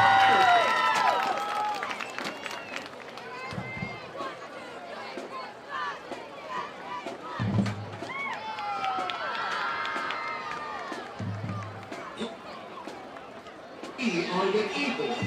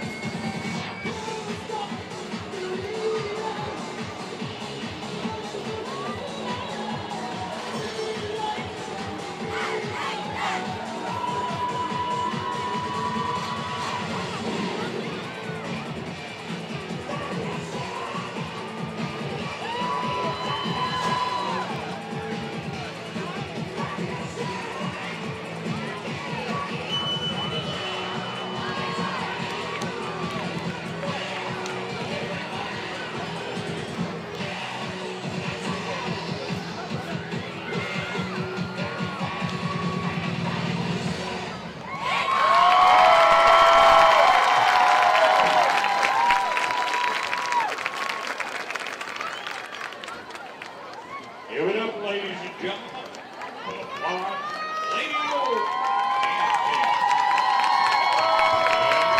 to the field, the Florence Big Red Band.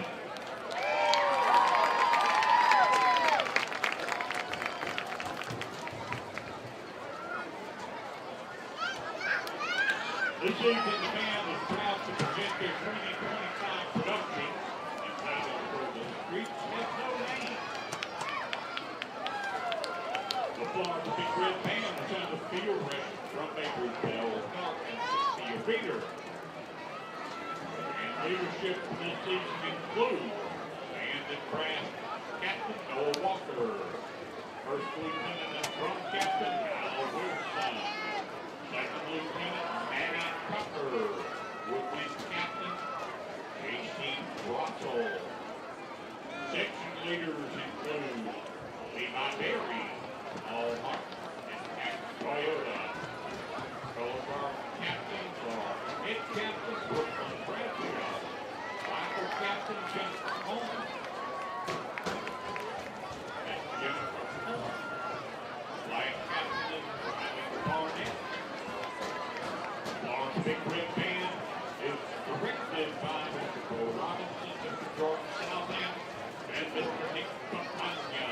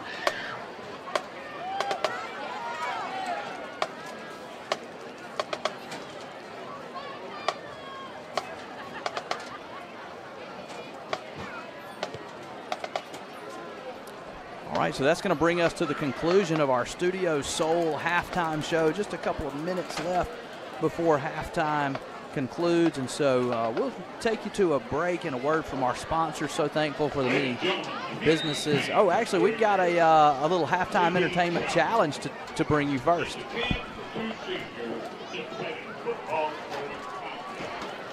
senior who gets the most football into the board wins $500. It's like we've got a community bank challenge going on out here.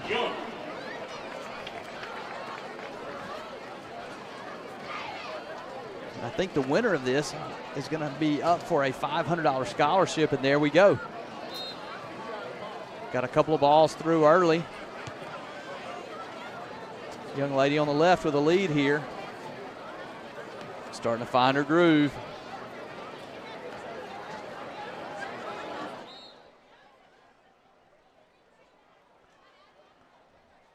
Some good arms on display tonight.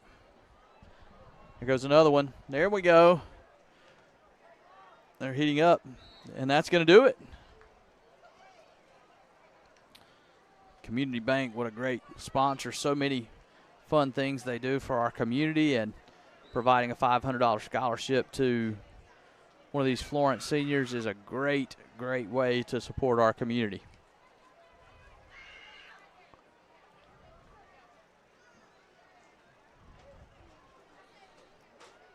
All right, now with the Community Bank challenge completed, I think we're going to take you to some commercial break right here at the conclusion of this halftime show. When we come back, we'll be ready to bring you the second half of action between the Florence Eagles and the Richland Rangers.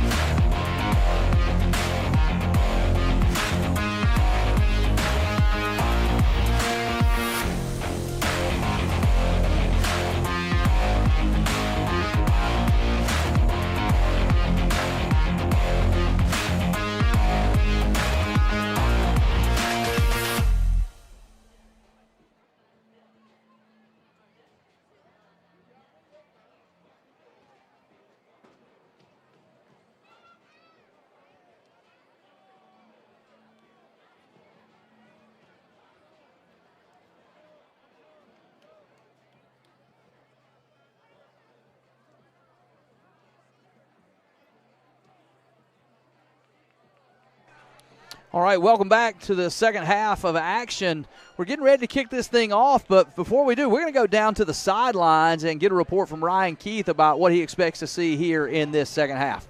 Yeah, Sam, I expect to see more of the same. You know, the vibes going into the half, hearing from Coach Davis, was just get back to what we do. Take care of the football, run the football well, get in between the tackles, stop making penalties, and eliminate the mistakes, right? So I expect to see more Eagles football.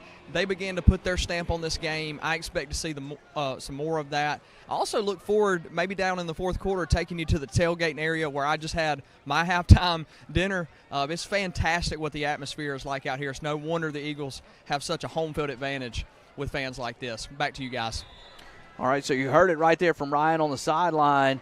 What the Eagles want to do as they get this second half started, they're going to come out and kick this football off, and we'll see if they go ahead and kick it straight. Luke Jones coming out to kick, had a great start to his kicking career here in the first half.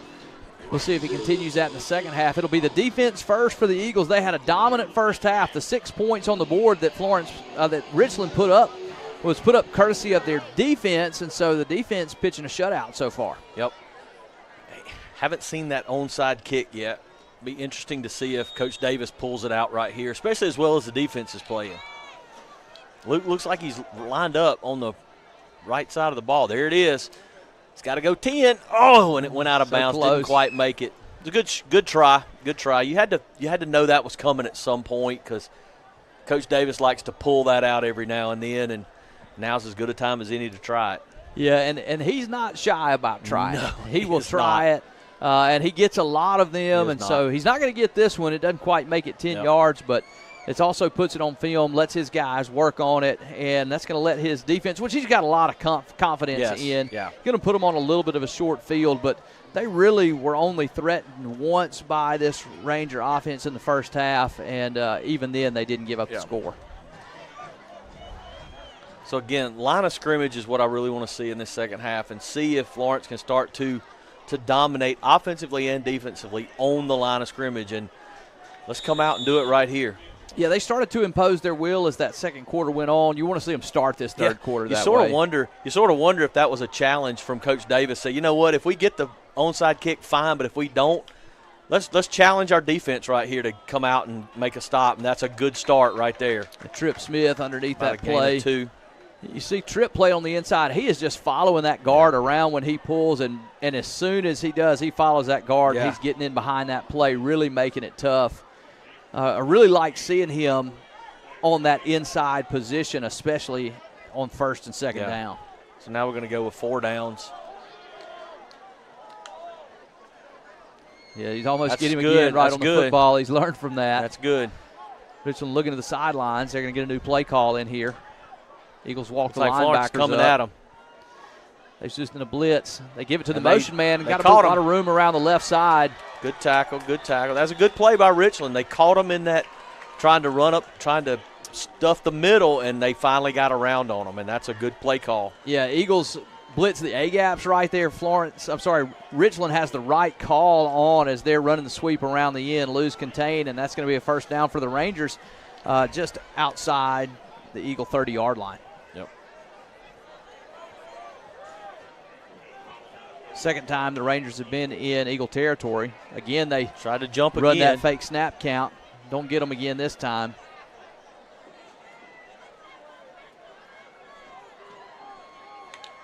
Now he does get the pass, get the snap. He's looking to pass, flips Just it to threw it nobody away. out of Yeah, bounds. just got rid of that. Gets out of the pocket, gets past the line of scrimmage to avoid the grounding call, and he's just getting rid of it as he was under heavy pressure again that time from Tripp Smith. We talked about that before the game, talked about the defensive line and how much pressure Tripp can put on a quarterback, and he did it right there. He just went straight through that line, and that play had no chance. If I was going to roll to a side, I wouldn't roll into his. No, I would not, because he's fast, he's strong, and he'll come get you. I mean, he has proven that he knows how to generate pressure. We'll see if he can here. They give it to the running back this time. He's through the middle. Going to be hit, still not down. Finally brought down about the 10-yard line. Finally break it. That's the bad part about Florence coming with everybody, coming with linebackers. If you ever break that line of scrimmage, you've got it wide open. Bill and Tripp generated a lot of pressure off the outside, but at the handoff was to the inside. Yep. See if Florence can make a stop here. First and goal from the 10. Give it to the running back again. There's Tripp Smith. No, again. he faked the quarterback. keep. Good play. He pulled Good it. call. Tripp almost took that handoff and Have got an an eagle down behind the play.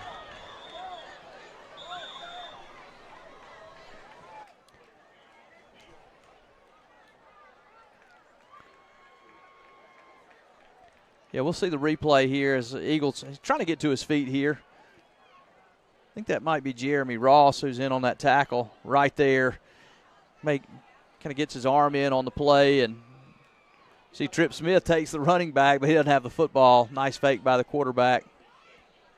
It's Jeremy Ross in on the tackle who's down. They are looking at that. Looks like maybe that right shoulder as he gets it around a leg. Jeremy Ross is a really good player. You don't want to see him go down right here. Or hopefully maybe he's gone down, but you want to see him get back up quickly.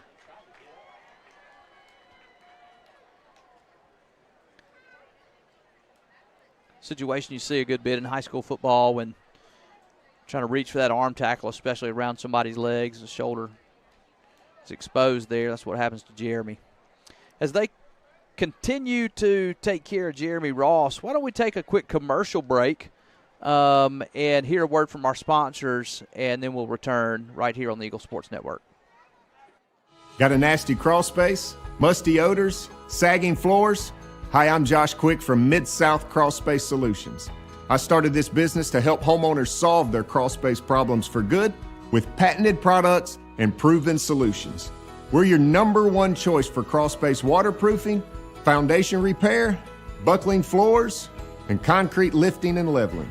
In short, we do all things crawl spacey. Call Mid-South Crawl Space Solutions today.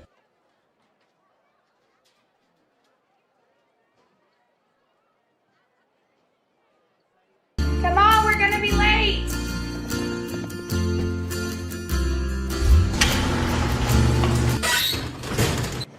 No school. No When your school. garage door breaks, you don't just need fast, you need super fast. Call today and we'll send a certified garage technician to your home. Quality repairs done so fast, it's like nothing ever happened. They're not fast. They're super fast. Call today and we're on the way.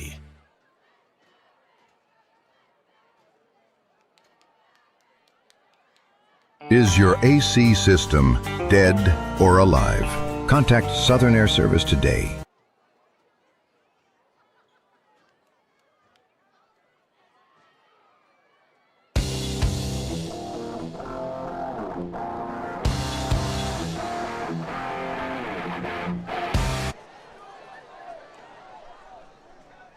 All right, 3rd and goal here for the Rangers at about the 3-yard line.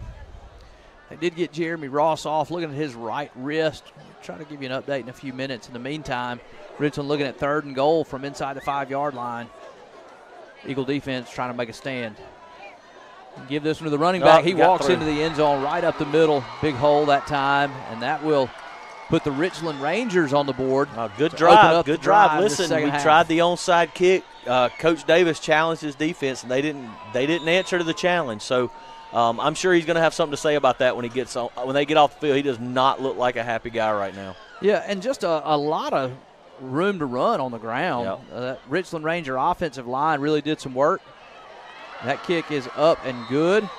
And that will bring the score to 23-13, 10-point game after the Rangers come out and put up a touchdown to start this second half. That's big for them. I mean, they came out and they ran the ball. They did what they tried to do in the first half, and Florence didn't allow them to in the first half, and that right there, they went right up the middle. So Coach Davis is going to have some words with his defense, I'm sure. Yeah, and, he wanted to see some intensity right out of halftime. Yeah. Didn't quite get the result that he wanted from the defense. Maybe from the offense he'll get a chance to come out and get it here. As you see, some penetration there by the Florence Eagle defensive lineman, but just a little slow to close that hole as they play right inside those defensive linemen, and just running back walks into the end zone. Florence Eagle offense was very effective in the first half.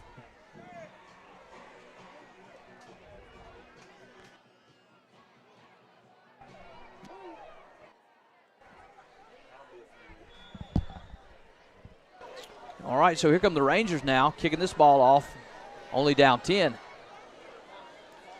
They kick it deep. It's going to be fielded there by Cam Page. Has a hard time handling this one. Now he picks it up. Still on his feet, taken down there just across the 15-yard line. And so we've seen that a number of times so far tonight, these Eagle return men having a hard time handling the football, and it's led to some less than advantageous starting field position for their offense. Inside the 20 here, so that kicker, the kicker for Richland, is putting it down there deep. I mean, every kick has been inside the 10-yard line that they've done. I mean, he's kicking it down there, and other than the one play that they gave up, I mean, they've covered it well. Yeah, other than that big return, they have pinned them deep multiple times. So here we go. Let's see what Florence has got up their sleeve on offense. Yeah, offense needs to answer right here. Richland kind of hanging around, had control of this game, but that early score to start off the second half could change things. They give it to Houston off the right side. He's hitting the backfield, going to be stopped for a loss. A lot of penetration that time off the right side of that Eagle offensive line.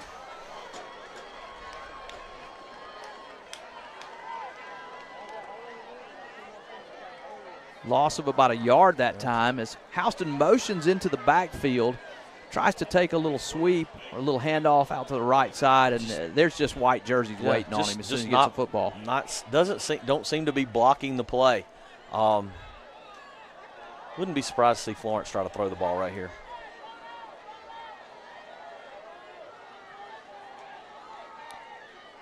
Ashley's going to give this one to the running back. He's also hitting the backfield. They are just pinning their ears back and coming, and Florence can't do anything about it. Another loss on the play. They try a little outside run to the right and get a little blocked up for a loss. Try a little outside run to the left. It's also stopped for a loss. And deep in your own end, you want to be conservative. Now at 3rd and 15, you certainly don't want to give that Richland offense that is hot right now the ball back.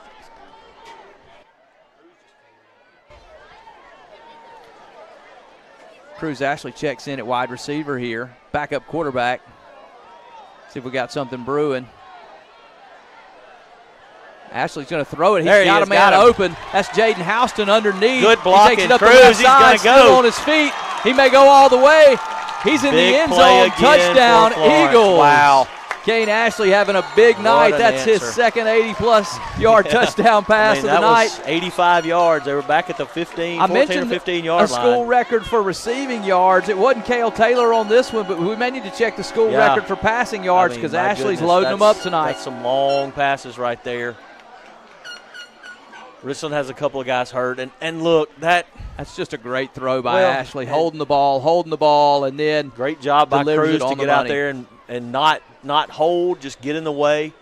And you know, Cruz Ashley, I think he's coming in there really as a backup receiver. We mentioned Jeremy Ross. That probably usually be where he was. Yeah. Cale Taylor is a little gimpy down there on the sideline right now. I can see he wasn't available, so they grabbed Cruz and said, get in there, and he came in and did a great job. Hopefully, let's see what they're doing. Hopefully, I think that's just a cramp for Cale.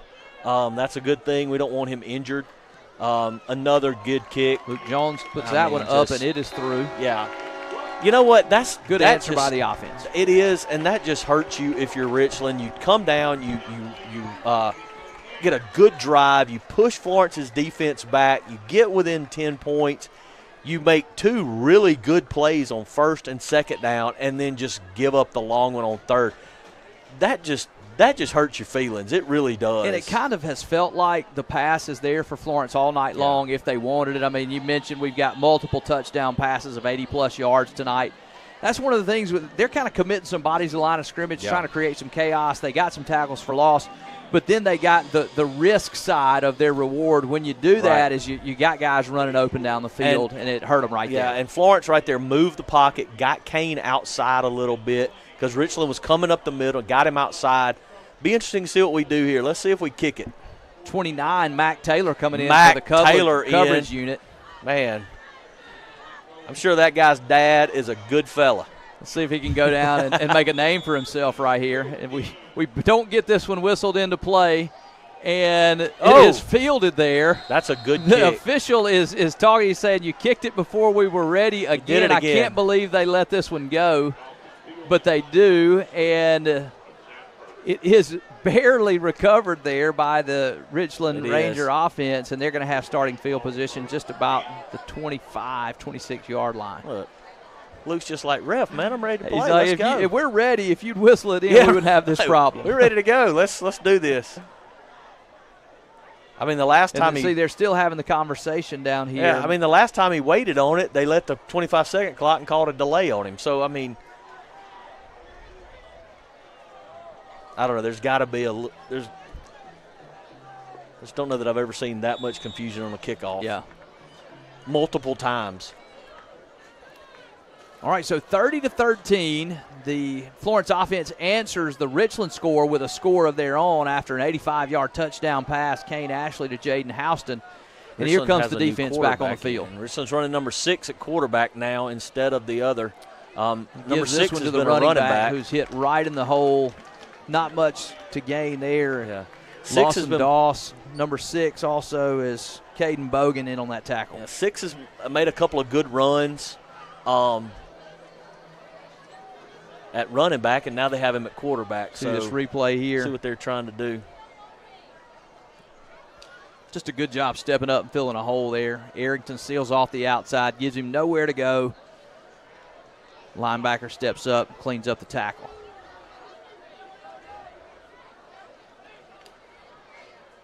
Nope, fumble. Ball's on the ground. Still loose. Just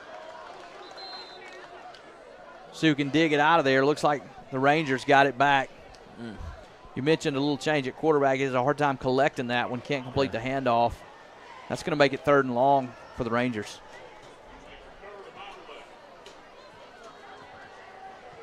So it'll be interesting to see if they try to throw it here with the new quarterback. I don't see them working on anybody on the other sideline, so I don't know if they're just trying to make a change or what.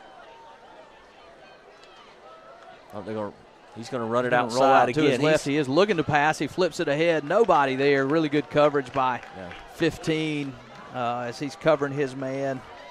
6 is a good runner. He's had some good runs tonight. It's Reese McGowan in really tight coverage there. Breaks up the pass. Going to be 4th and about 11 for the Rangers. Going to bring up a punting situation. Florence has been close to getting a couple tonight. Yeah. See if they come after this one. Looks like they're just going to play defense here and let him kick it. Don't have anybody too awful deep. Yeah, don't have a return man back.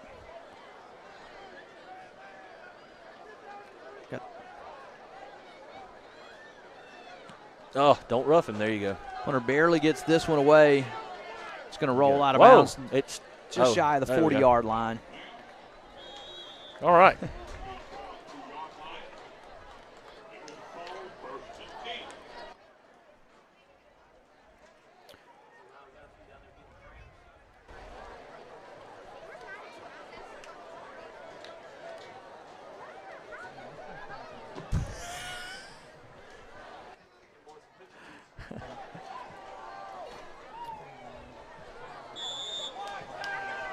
Is it back?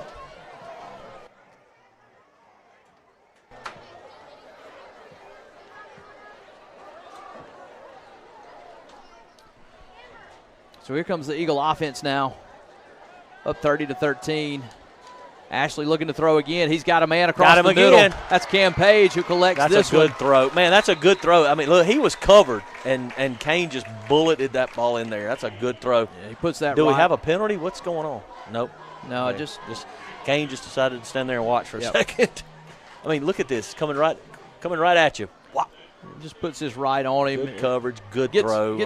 Gets enough time to set his feet and throw, and he's not going to miss many of those guys streaking down the field uncovered. Hey, guys, down here, I could see the smile. I think he was just admiring his work there. We moved. We jumped a little bit. Yep, and Kane's upset. He knows he's got what he wants. He gets the motion. Yeah. We've struggled with that a lot tonight when we go with that motion set. Not sure who moved there, but it's about the 3rd or 4th time we've tried to get that same play set up and just can't get it off. The referee timeout. All right, as they take a timeout on the field, we'll take one as well. Stay tuned for more Eagle football when we return right here on the Eagle Sports Network.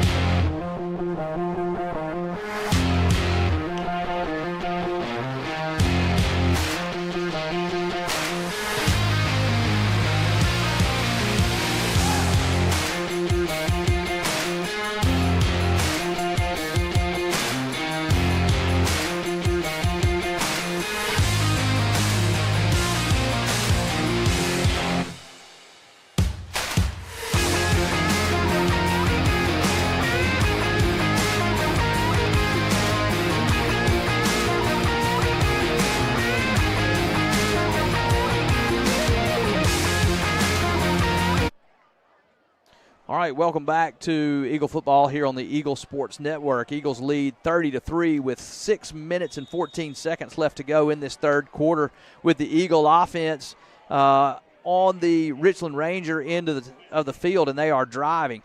It is 1st and about 15 after that loss on the play.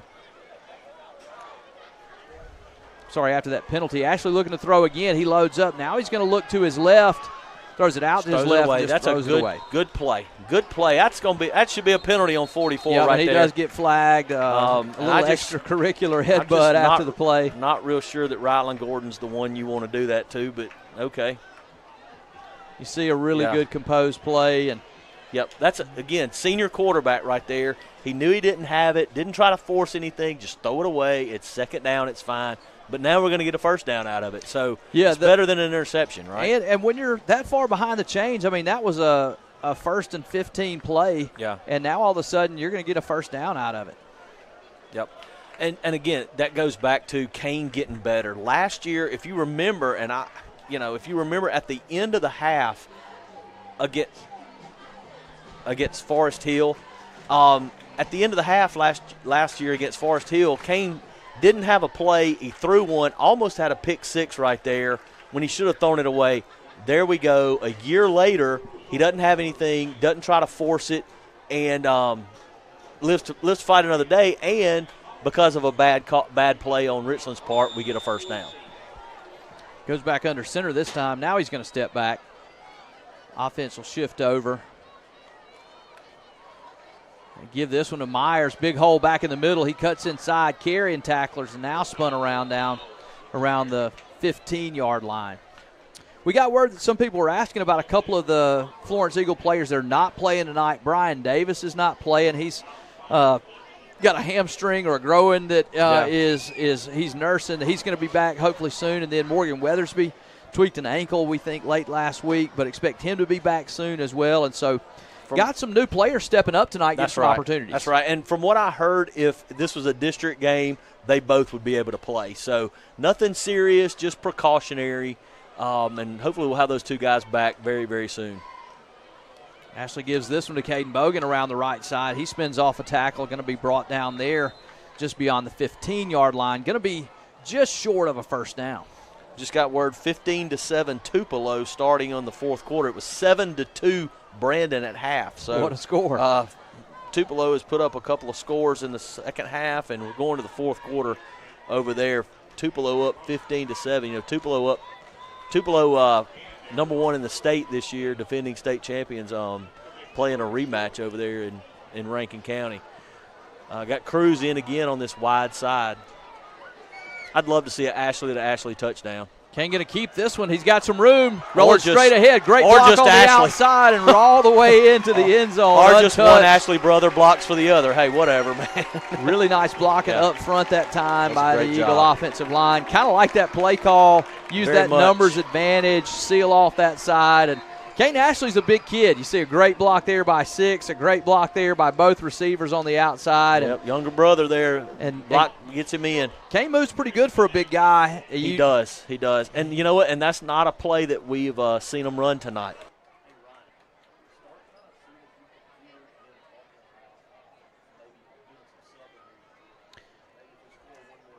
Richland has a guy behind the play that is runs off. That'll bring back Luke Jones back up for another extra point try. He's gotten some good work tonight. First season as the Eagles kicker. This one gets blown dead. Couldn't even tell if he kicked it. Yeah, I don't think he ever kicked that one. I think that the Rangers may be offside here. Okay. I think he's going to get his chance. Looks like they're going to decline this thing and let him go ahead and kick. In a different situation, different ball game, they probably accept that penalty and go for 2. But here, I think the opportunity to get Luke some more reps and with a score in hand, you go ahead and take this extra point. Another good one. This one is up, and it is good. He has found his groove. And that'll make it 37-13 in favor of the Eagles. Good drive right there by the Eagles. You know, it's interesting. You know, you wanted to see the Eagles come out and run the football. We talked about their need to try to move the line of scrimmage up front. They've done it at times, but the effectiveness of the offense has been through the air primarily tonight. It really has. And, I mean, we talked about it at the first of the game that he lost some receivers from last year, got some new receivers in, and, man, he's slinging it and hadn't missed a lick. Yeah, and he's hit a number of them tonight. Cale Taylor's had some big pass plays. Jaden Houston hit one. So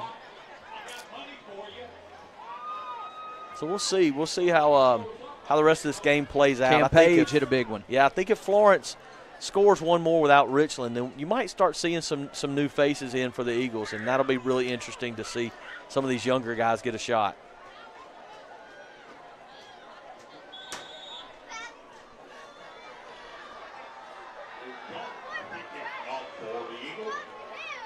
Luke kicks this one deep. It's going to be fielded. Nope, No, it's going to nobody hit. wants Now it's going to be picked up at about the 25-yard line. He's going to be spun tackle. down there. Just shy of the 30. That's where the Richland Ranger offense will go to work. Good coverage by the Eagle coverage unit. Yeah, Luke kicks that thing high enough that that it gives the defense time to get down there. So I mean that's important. He doesn't just kick a line drive where the receiver has 15 yards to get his feet under him. And it creates a situation where you got the deep backs coming up and the up backs dropping, kind of puts them in no man's land, and that lets a ball hit the ground that gives them even longer to come and cover that kick. Right, and if it does hit the ground, it's anybody's. So we have our Richland's quarterback back in the game, number 15. I don't know if something was wrong on that last possession or they just tried something new, but he did well the possession where they went and scored. So I don't know what was going on. Now you're going to get a flag. delay. It's a rough way to start your possession when you just come out. Yeah. Trying to find a way to get back in the ball game, and now you're behind the sticks.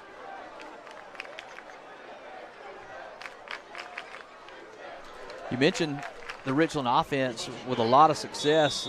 Their first drive out of the locker room, not so much last time around. You really want to see this defense settle, get back to what they had success with in the first half.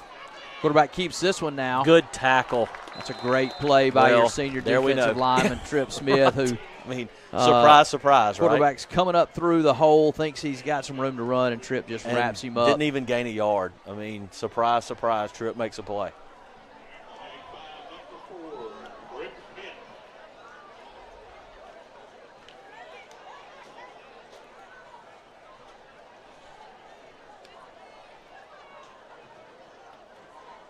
Eagles don't take the fake snap count this time.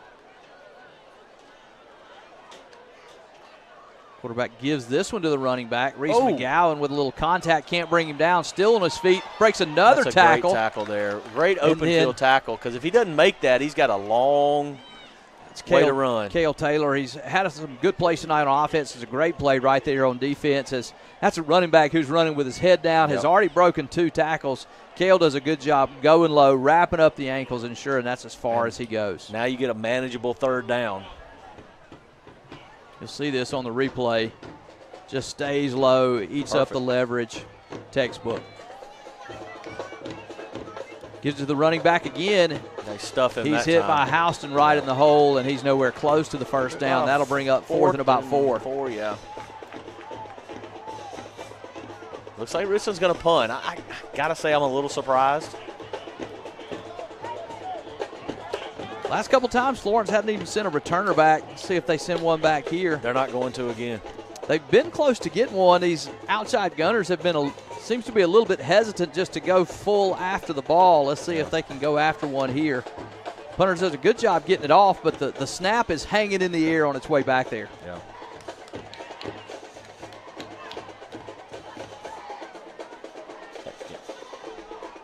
Plenty of time to get this one off. Lands about the 30, takes a big bounce. Will be down near the 25-yard line. That's where the Eagle offense will get to work. He has kicked well all night, and sometimes under duress, but that punter's done a great job. Yeah, and Florence really didn't put any pressure on that time. Just playing everything safe here with a lead of 37-13. Just over 2 minutes left to go in this third quarter. It is that part of the game where you expect to see some more backups playing, get some fresh bodies in. We'll see if they start sending in some guys.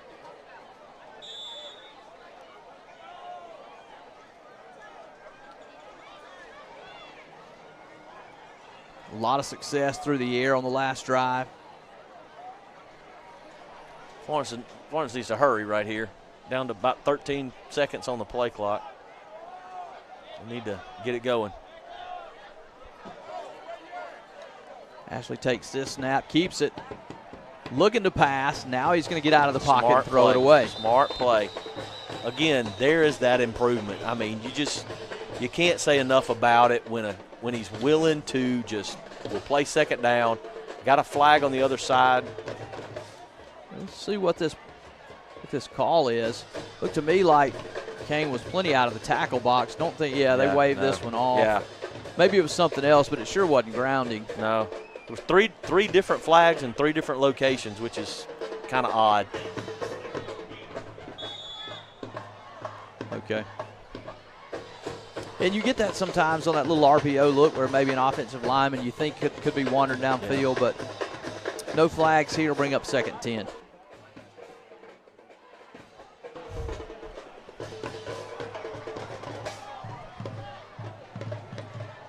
It's week 1 for them too, Scott. Here's the give to the motion man. A lot of penetration in the backfield, and he's hit and brought down after a big loss. Florence has just not really been successful on that play. For whatever reason tonight, it hasn't broken. So we're going to have 3rd and long right here. And it's kind of taken a little bit of time to develop. Even the urgency with which the motion is coming and the handoffs being given, it's a slow developing play. And it just hadn't been effective. It hasn't. Richland Ranger defenders are not having a problem beating their blocks and getting to the outside. Right, yeah, that speed sweep just hasn't done it. And, I look that's for the it thing to work later. About a speed sweep, it's kind of a quick hitter. Ours has not been. Here comes Ashley looking to throw. Lots of time. Rolls out to his right. Still looking. He's hit from behind and sacked. That's all right. He's looking to his right, buying some time, doesn't realize he's got somebody breathing down his neck, takes a big hit from behind. You see him working his way back to the huddle, and everybody's glad it's 4th down. See Kane running off the field right here. Get your breath. Let's get this kick away and go play some defense. Believe this is Richland's first punt of the night. To return.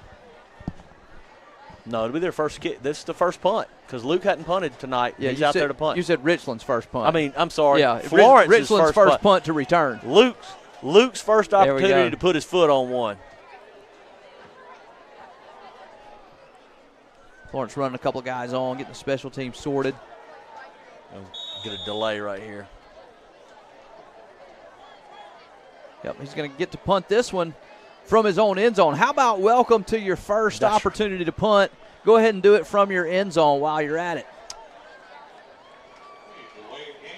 Nothing like learning under fire. That's right. I got faith in him. I think he's going to put his foot in one right here. Hopefully guys up front give him plenty of time. Yeah. Look this in.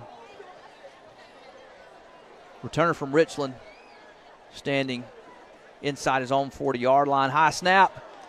The ball, he gets away.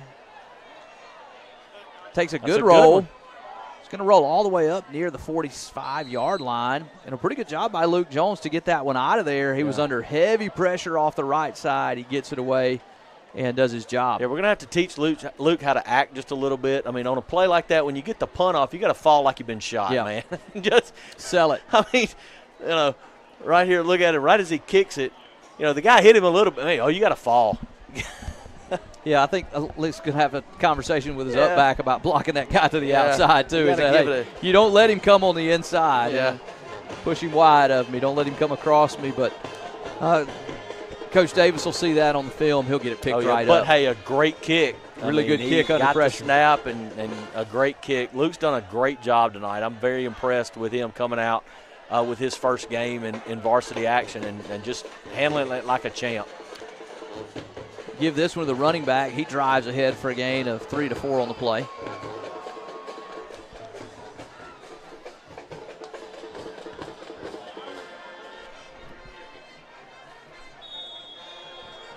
Into the third quarter. It's going to bring us to the end of the third quarter. 37-3, Eagles lead. Let's go ahead and take a break here. When we return, we'll bring you the beginning of the fourth quarter with the Eagles up 37-13. Stay tuned for more football when we return here on the Eagle Sports Network.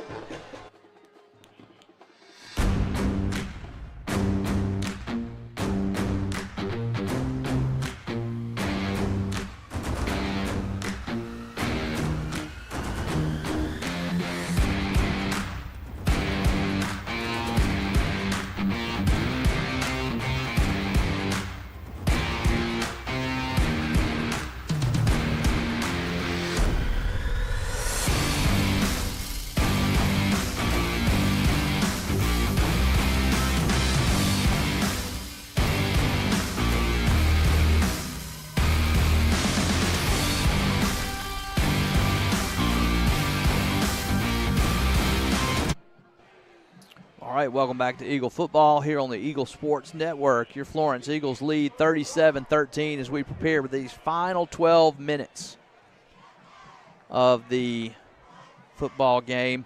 It's been an exciting second half. Little fireworks early. Both teams traded touchdowns coming out of the gate.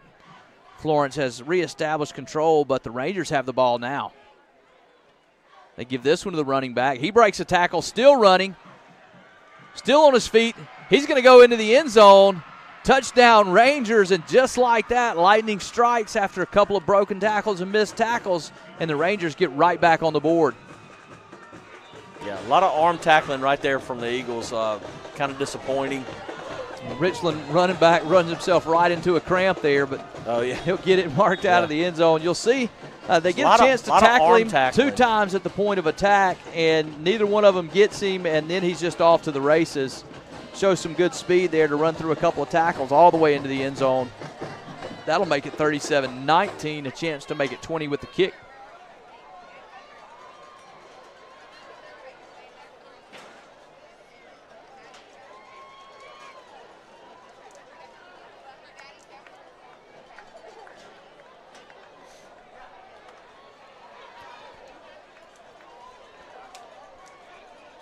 Little delay on the field as they try to get the injured Richland player off to the side. He's almost clear now. Now they'll whistle in the point after touchdown. Snap is low. It's a good hold. Good kick. He gets it up. Under pressure, good kick. And it is good. Florence thought they had a chance to block that when they did, but he does get it up and through, and that'll make it 37-20. So just a 17-point game here. Yeah. Every time it looks like Florence maybe can stretch it out a little bit, Richland battles back. Yep, and you know what? That's a rivalry game. They're not going to quit. They're going to keep plugging along, and a mistake here and a mistake there from the Eagles, and they can get themselves right back in it. And I think that word you use, mistake, I think that's something that is a good indication. I don't think Coach Davis will be happy with some of the big plays given up by his defense. They pride themselves on not giving up those big plays, making the other teams earn it. And, you mentioned a couple of missed tackles. The defense has played well, but they have given up some big plays. It seems like when they sell out, and if Richland gets past the line on that sellout, then that's when they've had their big gains. See what Richland's going to do here. He's looking over to his coach. Florence better be prepared for anything here. He does kick it deep. Florence had a hard time collecting the football. He lets this one go, and it goes into the end zone. Dangerous decision to leave that ball unattended that far away. Make sure it gets in the end zone right there. I think Coach Davis wanted him to catch it because he was. Well, he wants him, even if you're not going to field it. Just go stand there and make sure it goes in. Don't run off to the side because if it stays in play, it's recovered. That's a disaster there. So he just wants him to make sure, hey, it's fine, but stand back there with it, let it go by you, watch it fly into the end zone. That would be a game changer if Richland gets that right there. All right, so the Florence offense getting ready to come back out now with a 17-point lead. But still a long way to go in this football game. Have had a lot of success through the air. Have struggled to kind of establish the running attack. We'll see if they try to do that here, if they continue to let Kane Ashley throw it through the air. Yeah. There's that speed sweep again. Blocked a little bit better right there. He cuts it up, and he's going to have a nice gain on first down. You see the difference. They get the edge blocked this time, and previously they haven't gotten that edge blocked. You see those lead blockers coming around. A lot of times when they've struggled with that, they haven't gotten that edge blocked. They do this time. He got out in front of him. He waited for it and, came up there. Richland's got a man down right now, and hopefully he's all right.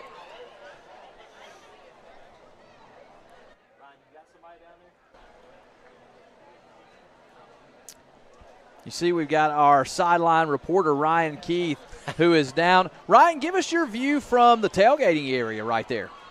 Yeah, I told you that it was nice down here. And listen, I had some fine dinner from a tent right here behind me. Listen, this environment down here is unlike any other high school that I've been to. The tailgatings are too deep and wide. It is fantastic out here. And guess what? guess what? Eagle Sports Network is on all throughout these TVs. They love the camera shots that Chris and the crew are bringing them enough to watch it while they're even at the game. So a lot of good things happening here in Florence, guys. Back to you. Hey, and what's not to love? We got one of the best camera crews, production crews in the business. As you see them bringing you this shot of Noah Myers, who takes this football on the ground for a gain. He's going to have the first down. That's two nice running plays for the Eagles, something you like to see as this game wears on. Maybe they can put it away without putting the football at risk.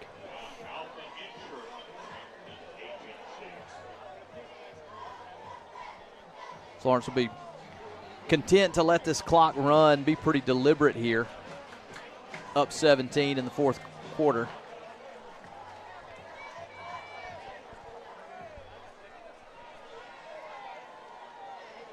They flip the formation. Ashley with a little pitch. Pass.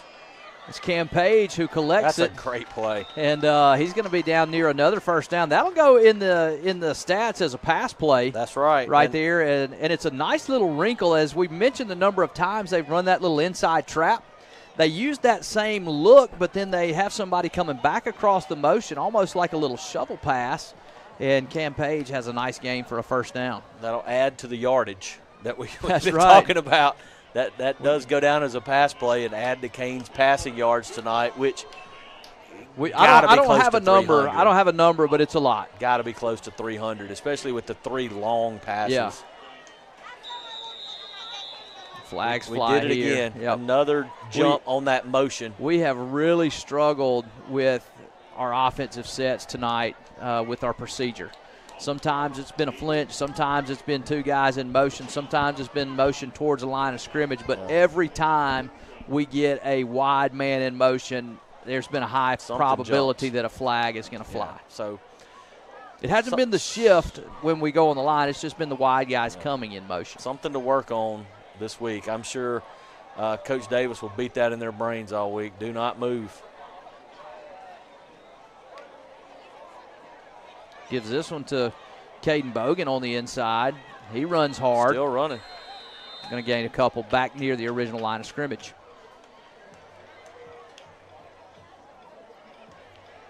Caden is a sophomore at Florence. You like to see some of these young guys getting opportunities. We mentioned that earlier in the ball game. As the season wears on, they're going to play important snaps over the course of the year.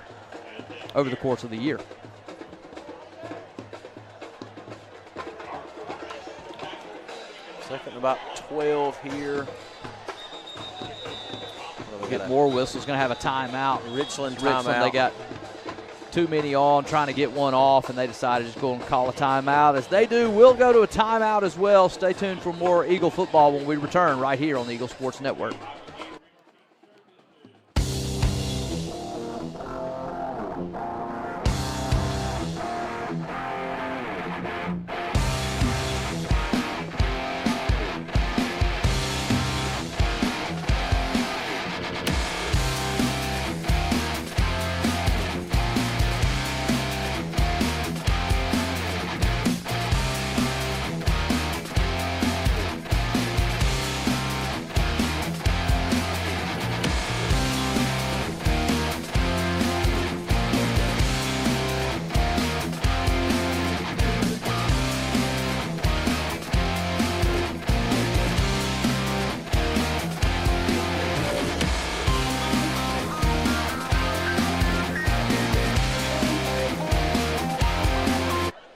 Welcome back to Eagle football. Eagles up 37-20, 9.5 minutes now. Ashley throws this one out to his right. He dropped it, but that was another good throw.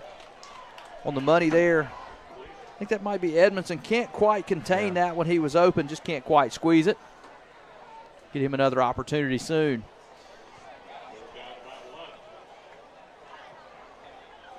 Third and about 12.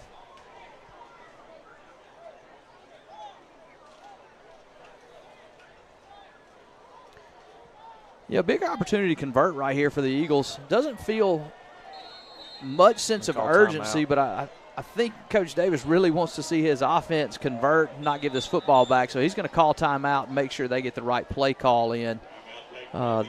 I don't think he's real pleased with how things have gone. You mentioned some of the struggles, the turnovers, the penalties specifically. But part of that is, let's not forget the players who are expected to be big contributors, maybe even the centerpieces of the offense that are not playing tonight. True, that is true. You scored 37 points without potentially your best overall offensive football player in Brian Davis. That's true, and that's a good thing. And you got some guys that have stepped up tonight, but Florence has got to be better. You got the Vicksburgs of the world coming along. You got Pearl in 2 weeks. You got Home Central, who we have gotten a taste of the last 2 years in non-district. Now they're in our district. And they're a very good team. Yeah, you got Cleveland Central, who went undefeated last year until they ran into West Point. So, Florence has got some improvement to do. But, look, you as a coach, and Coach Davis, he won't admit it, but, look, you win a game and have a lot to fuss about, they love it.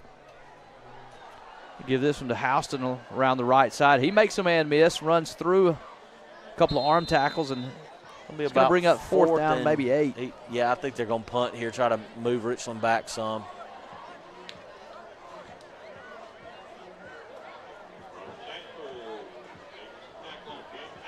Yeah, it's not a situation where you want to suddenly put a game in jeopardy by doing something like going for it on fourth and even as long as 8 yards, and now all of a sudden you're potentially giving Richland the ball in your own end. Yeah, I agree. Kick it down there, try to play defense, try to stop them.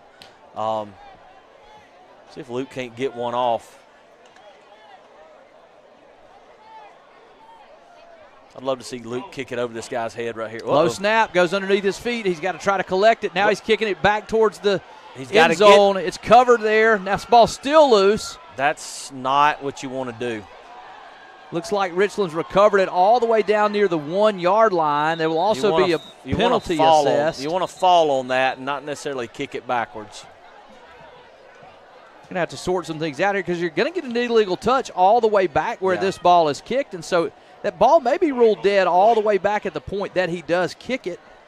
Or it'll be half the distance of the goal, and it'll be at the inch line. I think the penalty may be enforced from the point where he kicks that football, which would be better than what resulted from the play. And so, but we'll see. We've had trouble on kickoffs, so I'm not real sure.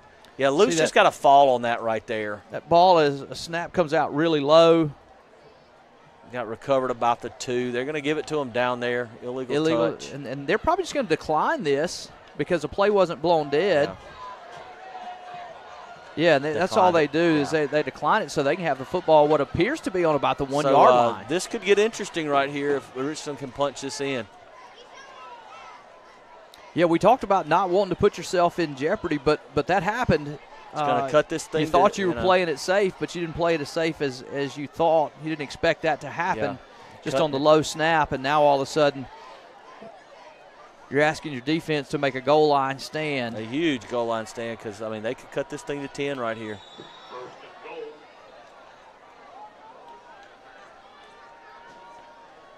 Great play to start. They run it straight ahead, and the Eagles at least have him stopped on the first play. Good push right up front. Arrington underneath that pile. Yeah, make them earn it. 56, Skylar Henderson also had some penetration in there. We mentioned his name a couple of times tonight. 15, Reese McGowan getting some time. 66, I'll try to get you his name. He's right in the middle of all the action as well. Richland shifts now. Quarterback keeps this one off the right side. And he's in for the touchdown.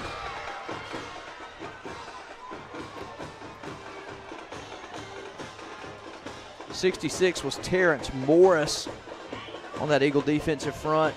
They had some penetration, but couldn't keep him out of the end zone right now. It's 37-26 with the Rangers.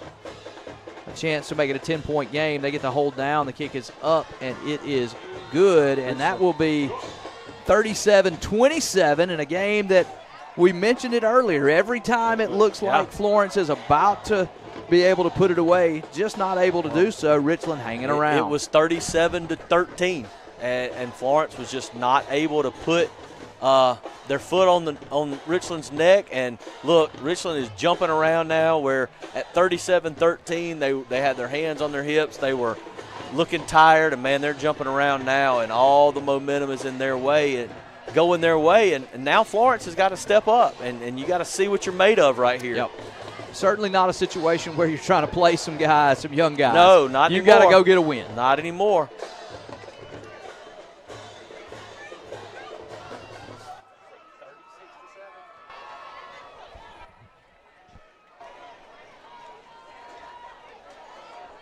All right, so Richland lined up to kick this ball off. We mentioned some of the struggles to collect kickoffs tonight. We'll see if they've got any special tricks here.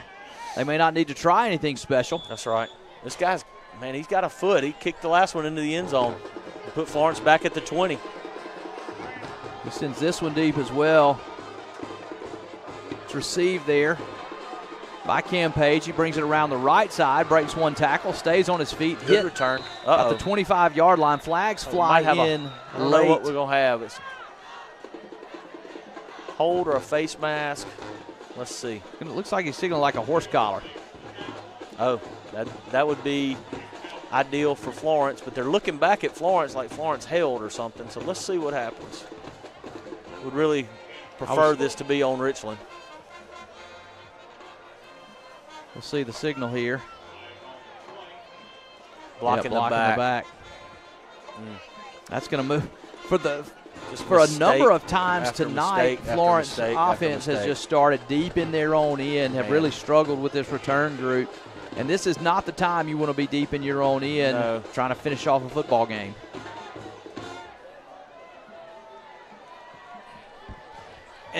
And not to diminish, you're still in the driver's seat. You're up 10 with under 8 minutes left to go. This is a situation where you want to close the game out, but the penalties and the mistakes on special teams have really hurt you in your effort to try and close it out. Now you're starting, again, inside your 20-yard line. You definitely need some first downs here. Now they're going to go back to that I formation that they did at the end of the first half.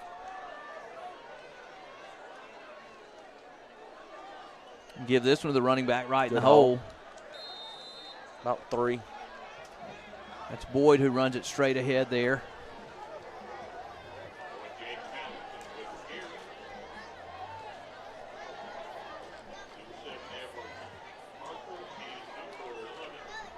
And running the football in this situation is all about the offensive line. That's right. It's not about the running back. You're not fooling anybody. It's just about, can my guys get a push up front? Yep, and you challenge your offensive line. Go win the game right here. That's exactly it. Richland had to use a timeout. Couldn't get a guy off the field. He was limping a little bit.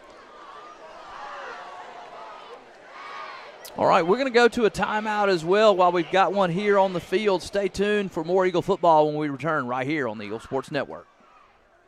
Is your AC system dead or alive? Contact Southern Air Service today. Come on, we're gonna be late.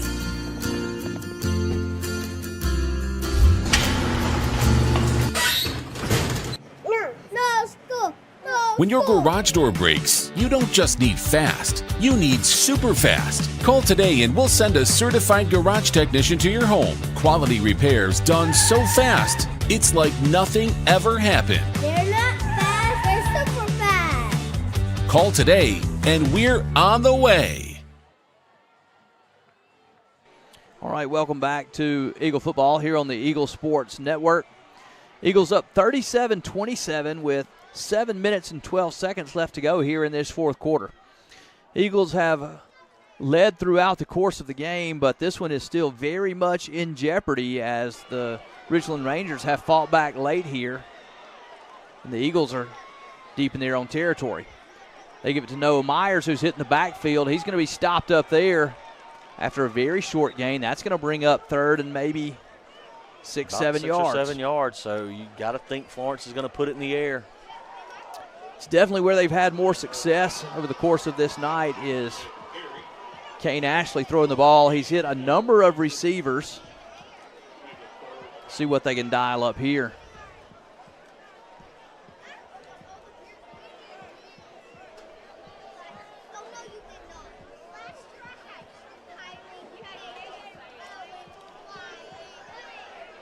It's Jaden Houston in the slot to the right side. Cale Taylor split wide right. Ashley is looking to throw. Now he rolls it out to his right. Got him right here. Got a man underneath. That's Taylor again, who's caught.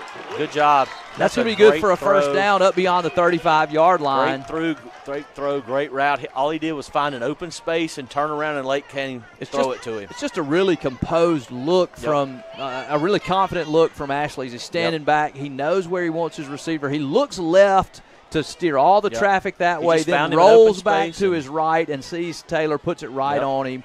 And that's a nice job catching the football. And bounced outside. So here's our mid-quarter timeout again. All right, as we get ready to let's keep it here. We just had a timeout. Maybe let's get an update from down field level and go down to Ryan Keith, see what the sense of the sideline is with the Eagles up now 37-27 after that big first down conversion. Yeah, guys, I think it kind of shifted down here when the punt goes array, and all of a sudden you're looking at a 10-point game. But the guys seem composed. They're coming off the field just like they would. I mean, it's a competitive ball game. These guys want to win. It's Richland, right? And no matter what the expectations were of how you should win, these guys want to win. So right now that's the only thing on their mind. I just want to highlight Cale Taylor from the sideline, just improvising routes, finding soft spots for his quarterback, doing a great job. We talked about playmakers stepping up when playmakers are out. He has answered the call, and if your sideline reporter had a Temp Staff Player of the Game nominee, he would be mine. So that's my thoughts. Back to you guys. Yeah, that's a good call. All right, still a lot of football left. The player of the game may still be stepping up, may still be some plays left to be made as the Eagles looking to continue to put this game on ice. Go back to the I formation, give this one to the running back. That's a good run. That's Boyd who drives ahead. Really tough run right there. He's a little slow to get up. Hopefully he's just tied up. There we go. Yeah, picked up some traffic on his legs there. Mentioned Boyd, new to Florence this year, transferred in. He's had a big game tonight. Made a lot of good plays.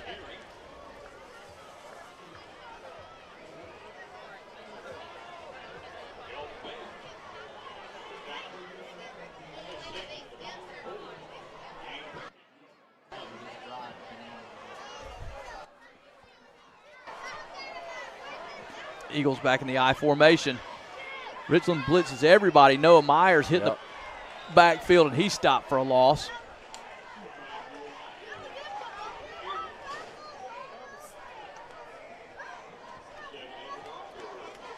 It's going to bring up third down.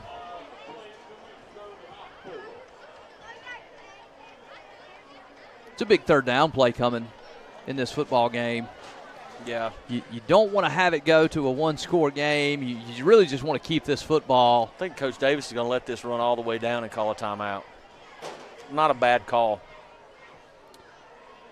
It's his main concern right now is just trying to keep this football and keep this clock running. Yeah. All right, as they go to a timeout, we'll take our last timeout as well. Stay tuned for more Eagle football. We'll bring you the conclusion of this one when we return right here on the Eagle Sports Network. Got a nasty crawl space, musty odors, sagging floors? Hi, I'm Josh Quick from Mid-South Crawl Space Solutions. I started this business to help homeowners solve their crawl space problems for good with patented products and proven solutions.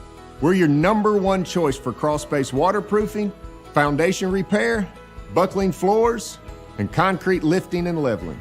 In short, we do all things crawl spacey. Call Mid-South Crawl Space Solutions today.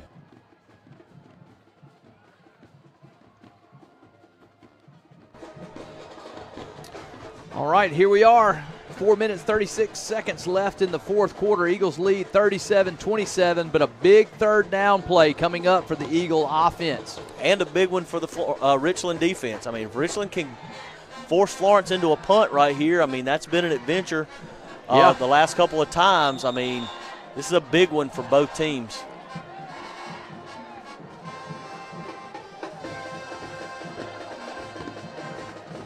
Ashley brings his man in motion, and there's the flags. Again.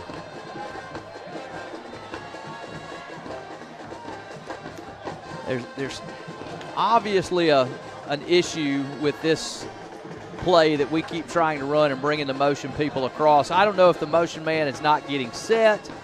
I'm not seeing it, but the officials are seeing it every single time. Yeah, and that just made this huge the third down a lot tougher. See if we can pick it up here. Yeah, it's a flinch right there. So, offensive lineman that time. Yeah. It's been the wideouts, but offensive line got that one. Got to hurry. We're going to get a delay barely of game. get it off. Ashley looking to throw.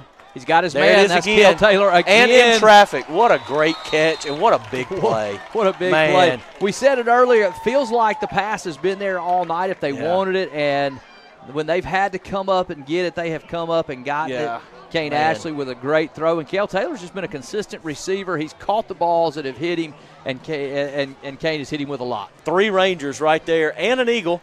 And caught it, You'd like to see maybe a little better like spacing. A little separation, if you go back and see that again, you'll see Ashley turns that ball loose well before Cale's even out of his break. It's just a really nice throw and catch. Fresh set of downs here as the clock now runs under 4 minutes.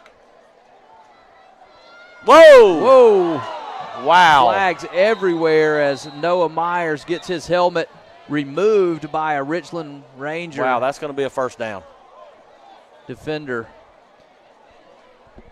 That's as wow, flagrant as a face mask as I have seen. He grabs, holds, pulls, spins, and the helmet just comes off clean. I'm glad Noah's body went with him. He turned his body, and that could have been really bad, but he seems to be okay. Wow.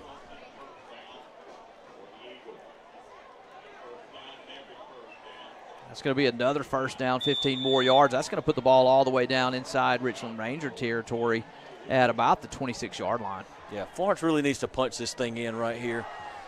But if they took 2 minutes to do it, that would not be a bad thing either.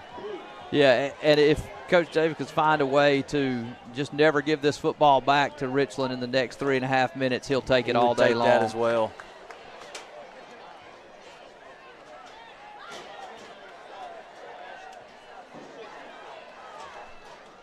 Looks like we're going to run the play clock all the way down before we snap it. Yeah, going to be very deliberate. Let this clock run all the way down. Take every second we can off.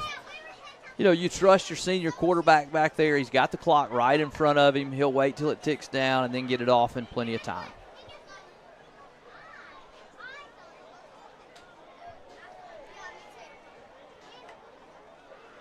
He does give this one to the running back. That's Boyd. He pounces around the right side.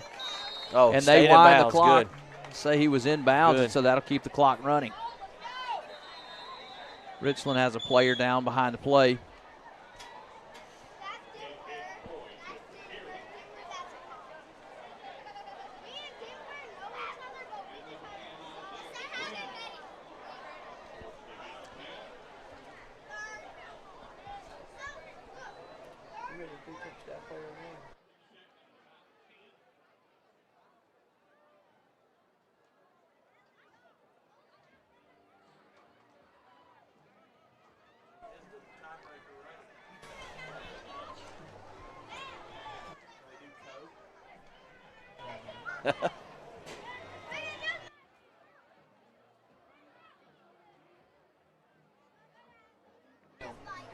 He hit a bunch of them, though.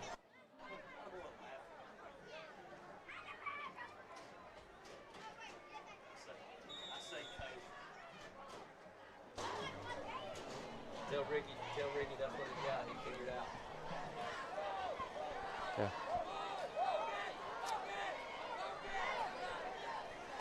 Got plenty of time.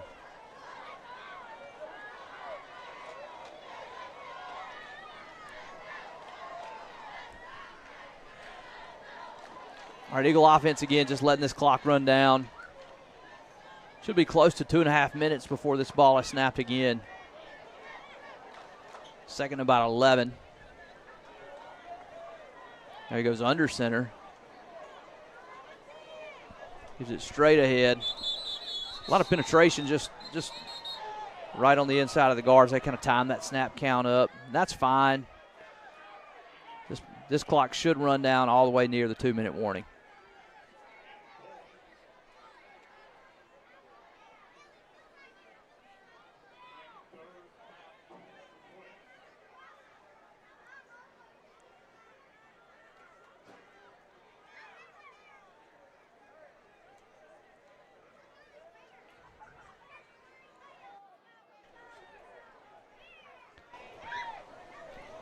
Here they come again now on 3rd and about 14.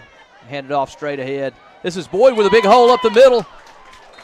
He slips a tackle.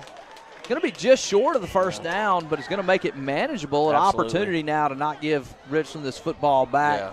It'll be 4th and about 1. You know, if you're Florence here, you might, if you get the first down, you might see them just kneel it out. Yeah, I think it's exactly what you'll get the first down and have a couple kneels, and Yeah. I don't think Richland will call the timeouts if they do convert here.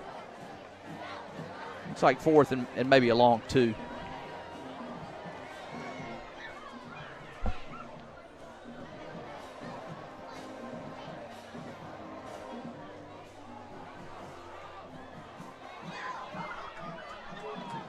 They hurry to the line here. Give it to the first man through. Flags fly. You got offsides on the defense, and that's going to be a first down for the Eagles, and that's going to put this game on ice. I mean, the Eagles were so unorganized. They were trying to running people on and off the field, and, you know, Richland let them off the hook right there. Yeah. And we'll take it. And I think that's going to bring us near the end of this one, and I think we're ready to announce our Temp staff player of the game. Are we? We've been arguing. The whole staff's It's been arguing. a heavy debate. See, Temp staff brings us our player of the game every week, and you're going to see it pop up on your screen any minute. If you're searching for your next who job, won? Go to Temp staff and apply. They've got lots of great opportunities. See, we got a replay coming. Oh, That's a touchdown from earlier in the game. I think that might be a touchdown from our player of the game. I think that might be a touchdown from our Temp staff player. I hope we're not wrong on this. We're getting all his replays. Yeah. Here. Are we getting co-players of the? We're going to get Okay, I like it. All right, so we got Temp staff co-players of the game for Florence Kane. going to run the ball here. It looks like they're going to try to touchdown. All right. Maybe we can add another one to the list. No, we're good. No, we're good. Well, you know what? He's had a great night, too. He's had a kickoff return touchdown. Runs this one on. So, that's Caden Boyd right there who runs it in for a touchdown. Listen, I got a feeling that Mr. Boyd will have his opportunity to be a Temp staff player of the game at some point this season. That was a great run. He pushes that one in, and now maybe finally that will wrap this one up as you got a Richland Ranger limp it off the field. We do have our Temp staff co-players of the game. Kane Ashley had a great night throwing the football, and Cale Taylor had a great night catching the football. Both guys played great tonight in big situations and really came through for their team on a night when yards on the ground were a little harder to come by than we expected. The Eagles had a hard time generating consistency on the ground, but they threw it well all night long. And every time they needed a big play and a conversion, they got it through the passing game. That's right. And there were some times where you can see from up here where Kane was looking for somebody, and Cale made it happen. Cale would find an open space. He would break off a route early, and so he really helped Kane out a lot. And it'll be really, really awesome to see as the season rolls on and we get Brian in here and we get Morgan healthy, and then you add Cale in there. And look, Kane's going to have some weapons. He's going to have some choices to throw to, and looking forward to see how it goes the next We're going to have to do a little digging on school records. I'm not really familiar with the history of Florence and see what the passing yards in a game is, and I don't have the stats for Kane to bring you tonight. But we will get those at some point after and get that posted. Because he's had a big night throwing the football. Cale's had a big night catching the football. And thanks to Temp staff for sponsoring that Player of the Game award. So next week, Florence will go to Kosciuszko, the Whippets. Don't know that I've ever been to Kosciuszko High School. So that'll be new for me and new for Florence. And ball's loose. Got to field it all the way back inside his 5 and a host of red jerseys there. And then Richland will play Van Cleve next weekend, and I think that game is at Van Cleve. So they have a long travel next weekend. So safe travels to the Richland fans down to Van Cleve next week, and we will be going the opposite direction and going north. Yeah, we'll be going to Kosciuszko, and the plan is for us to bring you all the action right here on the Eagle Sports Network. We're excited about the big home turnout tonight, but when we go away, it's harder for some of you guys to travel, so plan to tune in. We hope to be able to broadcast it all to you from Kosciuszko here on the Eagle Sports Network. Florence has 3 straight road games coming up at Kosciuszko, at Pearl, and then at Mendenhall. So be doing some traveling over the next few weeks. 20 seconds left to go here in this one. Richland will hand this one off to the running back. Big hole right up the middle. He's brought down from behind. Jaden Houston, who's quarterback, wants to run one more play. We got a cramp, I believe.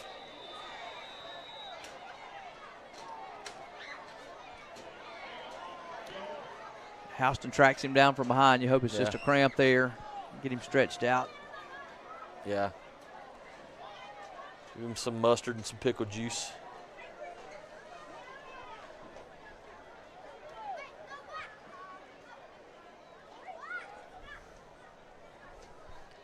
And they got him sitting up, maybe trying to get him stretched out here.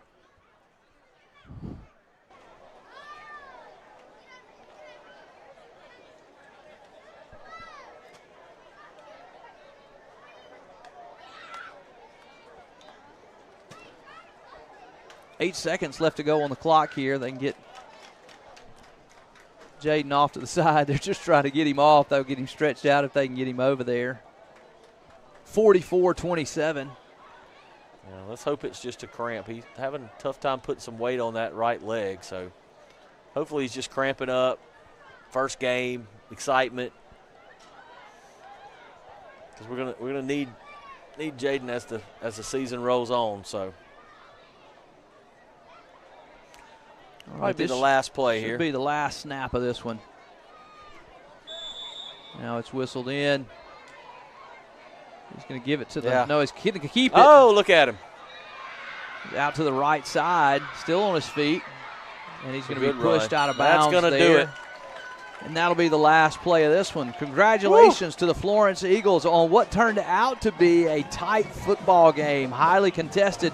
We thought it was going to be a good rivalry football game, and it turned out to be all of that. Lots of big plays, lots of explosive action start to finish, and a good night for Florence High School to win this one 44-27. I think this is 19 straight Florence over Richland, and we'll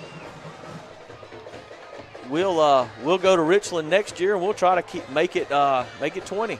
Yeah, keep the count coming. It was good to get this rivalry renewed the first time these teams have played in a couple of years, and it was a good football game, well played by both teams. You see them lining up, shaking hands. We talked about these teams really in the same community, and it's a fun rivalry, but lots of friends that these guys know. We mentioned they shop at the same places. Oh, yeah, they definitely know one another. This might be one of the longest congratulatory lines you've ever seen. Yeah. They'll stop and talk and see all their buddies. Nature. Yeah.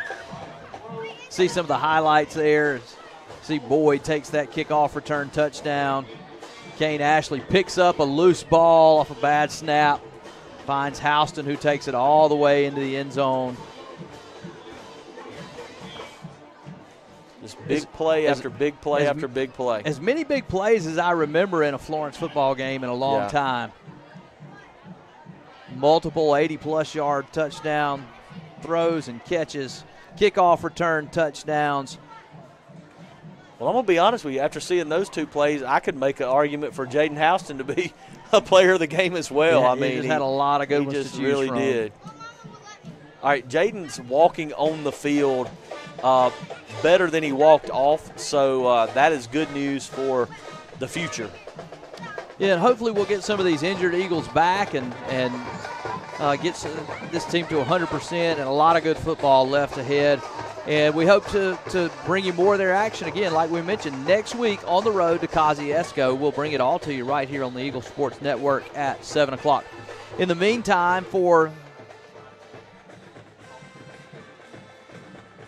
think he's going to try. We're going to hang on and see if we can get our temp staff players of the game for a little post-game action. If you'll keep it right here, we'll bring that to you. Both bands look like they're having a good time. They're doing their thing.